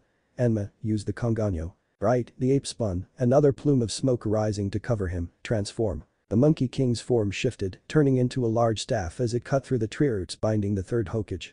The Sandaime grasped the huge thick pole as he fell free, glaring down at his traitorous student, Orochimaru. The snake Sennin merely smirked up at his old teacher, confident of his victory. The snake man's mouth opened, revealing one of the slimy serpents, which, in turn, opened its own mouth to reveal the hilt of his sword. Orochimaru grasped the hilt, pulling it loose to reveal the legendary Kusanagi no Tsurugi, Ku no Tachi. His smirk widened as he brandished the sword in front of himself. Sarutobi jumped off his stone wall, crying, "Let's go, Enma." He landed, rushing forward and taking a swipe at his foes. The Shodai and Nidaime jumped over and ducked under his weapon respectively, watching as the third thrust Enma forward. The pole extended, crashing into Orochimaru's sword as the snake man blocked it. The two Hokage under his command reacted, kicking the Sandaime backwards where he fell onto his butt. "Please don't disappoint me too much," Orochimaru smirked. A sizzling sound interrupted anything else he might have said as two explosive notes, one on each of the Hokage, exploded in a burst of smoke, destroying the former Fire Shadow's legs. Orochimaru laughed as the legs reformed. "Your breath seemed to be coming rather fast, you know." The Sandaime sighed, setting Enma down as he made his seal. "The exchanges of jutsu end here." Naruto tightened his grip on his sword, the blue cloth rubbing comfortably against his palm. The energy in his body gathered as he prepared himself for his next maneuver, staring down the hulking form of the massive Gaara, or whatever he had become. The power surged as he pointed his sword forward, his body glowing white. The large beast stared him down with a familiar look on its face and in its eyes, one that Naruto had seen on Gaara mere minutes before. The look was decidedly creepier on a huge demonic beast than it was on a person, as wicked fangs of sand curved in a maniacal grin. The beast's huge stomach twitched as a soft chuckle hissed past its teeth. A single word left Naruto's mouth, one that no one else in the world would understand. His lips curled to fit the syllables as they came out in a dense, solid uttering, "Bankai." A bright flash lit up the area, nearly blinding the large beast that was Gaara, as the blonde boy's energy output flared and spiked nearly beyond belief. Within the beast of sand, the redeeted shinobi felt something that had not existed in his heart since the days when Yashimaru had been alive. Not even the Uchiha's attack in the stadium had brought it out. Fear. A trickling doubt wormed its way into his mind as the bright light began to fade and a shivering breath left his mouth. The golden eyes of the Foshukaku locked onto the area his prey had been seconds before, widening as its gaze found something truly remarkable in the world of shinobi. Several trees were frozen over, covered in a dense ice as a fine mist hovered over them. There, within the trees and not having moved from his spot, stood the powerful blonde boy whose aura saturated the air in a thick fog. Beyond anything the sand shinobi had seen before, Naruto had changed nearly as drastically as he had. Wings of ice spread outward, maneuvering with amazing ease considering their composition. They were attached to the Konoha Genin's back, covering his shoulders with a protective layer. Beneath the wings was a large tail of ice that flicked back and forth, as if it belonged on the boy. A thick layer of jagged ice covered the blonde's right arm, encasing his fist and the hilt of his sword in a dragon's head. His feet were covered in ice as well, forming what appeared to be a dragon's paws. His left arm, from elbow to wrist, was also covered in ice, a claw-like paw attached to the wrist. The hilt guard on the sword appeared to be the only thing that had changed about the katana, morphing into an 8-point star. 4 ice flowers, each with 4 petals, hovered around the blonde's form. Naruto's eyes were frigid blue, Daiguren hyourinmaru. Great crimson lotus ice ring. Before Gaara could react, Naruto had leapt off of his branch and started flying towards him, sword brandished threateningly as he let out his war cry, "Ha!" His sword sank into the sand, penetrating the raccoon demon's shoulder as he cried, "Die! Raisenka." Instantly, a trail of ice leapt forward, cutting across the beast's back and into its hind leg, freezing and encasing a large amount of sand. Naruto pulled his sword loose, crashing the blade against the ice, shouting, "Kudakero." The ice shattered into hundreds of large chunks, falling to the ground and taking with it a good portion of the Ichibi's fine-grained body. Surprised, Gaara tried to regain the sand by forcing it from the ice that had spontaneously formed the moment Naruto's sword had penetrated his sandy and admittedly fragile body. He could not pull the grains free. The sand moved and twisted as Gaara's head and torso appeared from within the Shukaku's giant body, glaring out at the blonde that posed so much of a threat to his existence. He gathered chakra, forming a single-hand seal as he named his indirectly fatal technique, Tanuki Nari no Jutsu. Instantly, Gaara collapsed, asleep where he was as he allowed his demon free run of his body and the sand he commanded. The huge beast instantly perked up, growing slightly larger as its eyes took on a brighter golden hue. "Yahoo! I'm free." The beast turned its gaze to Naruto, who was floating in the air as if he were standing on solid ground, "And I've even got prey sitting here waiting for me." The demon swiped at him with its paw, as if it were swatting a bug out of the air. Naruto did a mid-air barrel roll, cutting into the beast's paw as it passed him. Instantly, the entire paw froze over, falling off of the arm as if it had been amputated by an expert surgeon. A second later, the paw reformed as if it had never been missing. Naruto dodged out of the way of another swipe, cutting once more into the sand and watching it freeze a second time. Again, the missing part reformed almost as soon as the original fell off. A third swipe and retaliation brought much the same result, and Naruto soon realized that he was running out of options. He stopped moving, bracing himself for the next swipe. The gigantic paw loomed over him and came forth at astounding speed, considering its remarkable size. He pulled his wings in front of himself at the last second, blocking the attack as it hit him full on. The blow sent him flying into the shrubbery, where he collided with it painfully. Shukaku grinned when his opponent hit the earth and did not get back up afterwards, staying on the ground. He didn't care that he couldn't see the little gnat, and he wouldn't pretend that it hadn't been annoying to have so much sand cut from his body, but he had won in the end.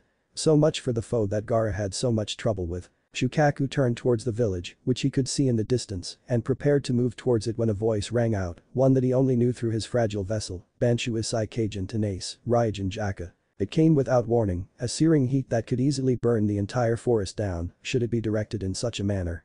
It came up his right foreleg, cleaving it right up the center and quickly moving up towards his shoulder. He turned an angry golden gaze to the boy that dared to attack him, watching as the tiny figure ran vertically up his arm. In his hands, the boy he knew to be Uchiha Sasuke held the hilt of a katana whose blade was surrounded by what seemed to be a solid aura of fire. The fire burned straight through his foreleg, cutting almost cleanly in half and leaving behind two thick walls of glass. The boy jerked his sword out, black eyes blazing with hate as he jumped up and reversed his grip. With a battle cry, he dove towards Gaara, sword poised as he reached the apex of his jump at quite an impressive height. Shukaku growled, slamming the pest with his damaged arm and shattering the hot glass as it collided with a massive tree trunk. The boy disappeared into the foliage, and Shukaku had serious doubts that he would be getting up. The huge beast turned back around and started to walk forward, its golden eyes refocusing on the village of Konoha in the distance. It stopped short, however, at the figure standing on air calmly in front of it, glaring at him with just the hint of a smirk on his lips. Shukaku was too stunned to do anything. "I have to thank you, you know," Naruto told him calmly, a victorious gleam in his eyes. "Only 3 flowers remained. If you hadn't left me alone for as long as you did, I wouldn't have had the time to do this." Naruto's sword rose until it was perpendicular to his torso, the flat sides of the blade perpendicular to the ground. Quickly, and before Shukaku could do anything to stop them, several pillars rose from the ground until they formed a makeshift cage around the beast's body. If it tried to escape, it would have to jump over the pillars and, for a creature of its large size, that would be nearly impossible. Naruto turned his sword so that the flats of the blade were parallel with the ground, Senin Hyourinmaru. Shukaku reared back as the pillars rushed in and trapped him, locking him in a thick square prison that left only his head free. Immediately he could see the effects of the technique as ice crept over his form at an amazing speed. He extended his neck as much as he could, screaming as the ice consumed all but Gaara. Naruto landed atop the great beast's raised snout, staring down into the dull eyes as Gaara awoke and started to panic. Naruto brought his sword up above his head, then swung downwards, stabbing his blade into the frozen creature beneath his feet as a cry left his lips, "Ha!" For a second, nothing seemed to happen as Gaara screamed and writhed in his prison of ice. Then, hairline cracks formed from the point of contact, slowly and steadily thickening as they began to move deeper through the tall beast. With a loud snap, the ice prison and Shukaku both shattered into thousands of tiny shards, and Gaara fell to the ground. Naruto gazed down at the spot where Gaara had fallen, seeming to think something over for a few seconds. In a blur, he disappeared from his place in the air. For the size of his body and the weight that the tail and wings had to add, he moved at an incredible speed. He reappeared in a small clearing, Gaara's teal eyes going wide as Naruto materialized several feet from his weak and vulnerable form. The blonde turned his gaze towards the redeed, his expression unreadable. Gaara shrugged his shoulders alternatively, trying to back away from the monstrous power in front of him. "Stay away," he cried, backing up one meager inch at a time. "My existence will not vanish." Calmly, Naruto walked up to the downed boy, who had, by this time, managed to lean himself up against a tree trunk. His eyes widened as the blonde poised his sword to strike. With a fearful grunt, Gaara closed his eyes as Naruto's gleaming silver steel came rushing towards him. He prepared himself as best he could for the pain of pierced flesh and the blackness of death. It never came. Hesitantly, the sand shinobi opened his eyes, looking to his left, where Naruto's blade was embedded in the thick bark. His gaze flickered over to his opponent, watching as the wings, tail, feet, and dragon's head made of ice crumbled and evaporated into thin air. The calm determination on the blonde's face had not changed at all. "Why?" Gaara asked, even as Naruto bent over him and started checking his wounds. "Why didn't you kill me?" "I killed." "No, you didn't," Naruto told him calmly, his voice quiet. "As long as a person is alive, no matter how much chakra they have, they will continue to emit Riryoku in a small but constant stream. Sasuke's Ryuryoku has yet to vanish. Gaara listened but didn't really understand. Why are you? Wounds of the flesh can be healed, Gaara, it just takes time, Naruto interrupted him again. He sighed, hand glowing wide as he tended to the Riti's injuries. Wounds of the heart, though, can only be healed with love. Naruto leaned back as he finished, I look in your eyes, and I see what I could have been if I hadn't been shown any love or compassion. Gaara listened intently as Naruto continued, if it hadn't been for the old man, I'd. The blonde's eyes suddenly widened to impossible widths, startled realization fluttering across his face, shit.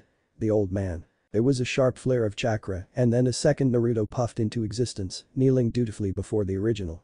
Naruto turned a calm cold gaze to his doppelganger, take Gaara somewhere safe and wait out the invasion. Use force only if you have no other options. With a nod, the shadow clone picked up the shocked Riti and slung him over its shoulder, disappearing in the soft whoosh of Shunpo like a curtain fluttering in the breeze. Sensing it move beyond his perception, he turned his gaze toward the wavering Ryuryoku that he knew belonged to the old man. Are you going to use that? Hyourinmaru asked him calmly, its smooth underbelly pressing lightly against his bare arm. I have to, Naruto responded, not even moving his eyes. To him, Hyourinmaru materializing next to him was an everyday thing. I've almost completely drained my Ryuryoku. Between fighting Neji, Bankai, and healing Gaara, I have got very little left. I see what you mean, came the reply, the dragon conceding his point. Yet, your chakra. My chakra is mostly untouched, Naruto finished for him.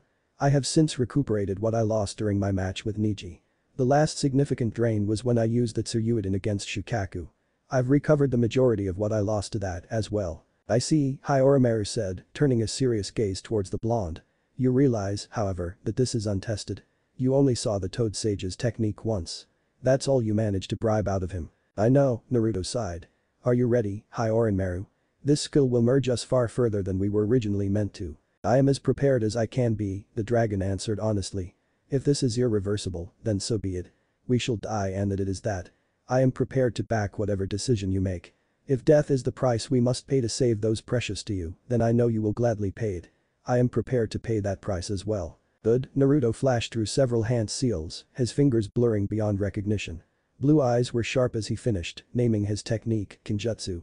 Raijin no Torai. Chakra flared as Hyourinmaru vanished from his side, melting into his body instead of fading from view.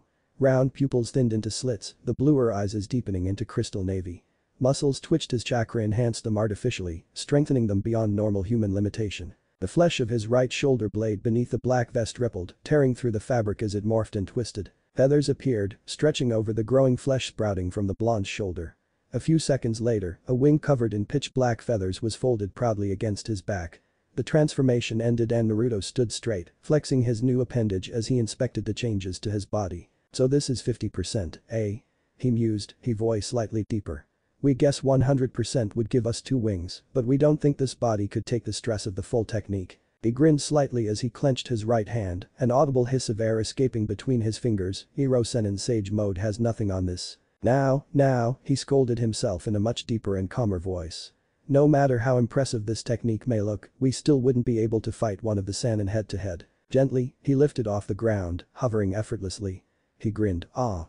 So, when we're using the power of a dragon, whether Bankai or this form, we can fly under our own power without the need for wings or such the like. His expression became serious as he turned his gaze toward the Chunin exam stadium, his altitude steadily increasing. Hang on, old man. We're coming. In an explosion of movement, he soared off towards the Sandame's flickering and fading Ryuryoku. He would not let the old man die. No matter what it took. Sandame coughed up blood, grimacing as he glared at Orochimaru. There was no need for me to dodge the blade. This jutsu is a forbidden skill that costs the caster his life. It is a powerful sealing jutsu that stopped even the biggest threat Konoha had ever faced. What? Orochimaru hissed. You don't mean the Kyuubi no Yoko? Ah. Damn you, old man. The Sandame suddenly blinked, looking at something behind his wayward student with surprise. Orochimaru twisted his head around, shock flitting across his face as he looked through the translucent purple barrier to see the face of the one he least expected floating several feet off the ground. An angry Uzumaki Naruto stood with his sword drawn, reciting an incantation. Sprinkled on the bones of the beast. He cried, pointing both palms toward the barrier. All creation, flutter of wings. Move and become the wind, stop and become the calm. Truth and temperance, upon this wall of sinless dream unleash, but slightly the wrath of your claws. Heido no Sanjuisan and Rakujuisan. Sakatsui Rikoho. As Naruto broke through the barrier, Sandaime saw his chance with Orochimaru's distraction and tugged harder on the snake Senin's soul, watching as it would be pulled no further than the perverse man's precious arms. His dark grimace deepened as Naruto's seething form hovered into the barrier, which closed up behind him. "If you hurt the old man," the blonde spoke in a voice slightly deeper than normal.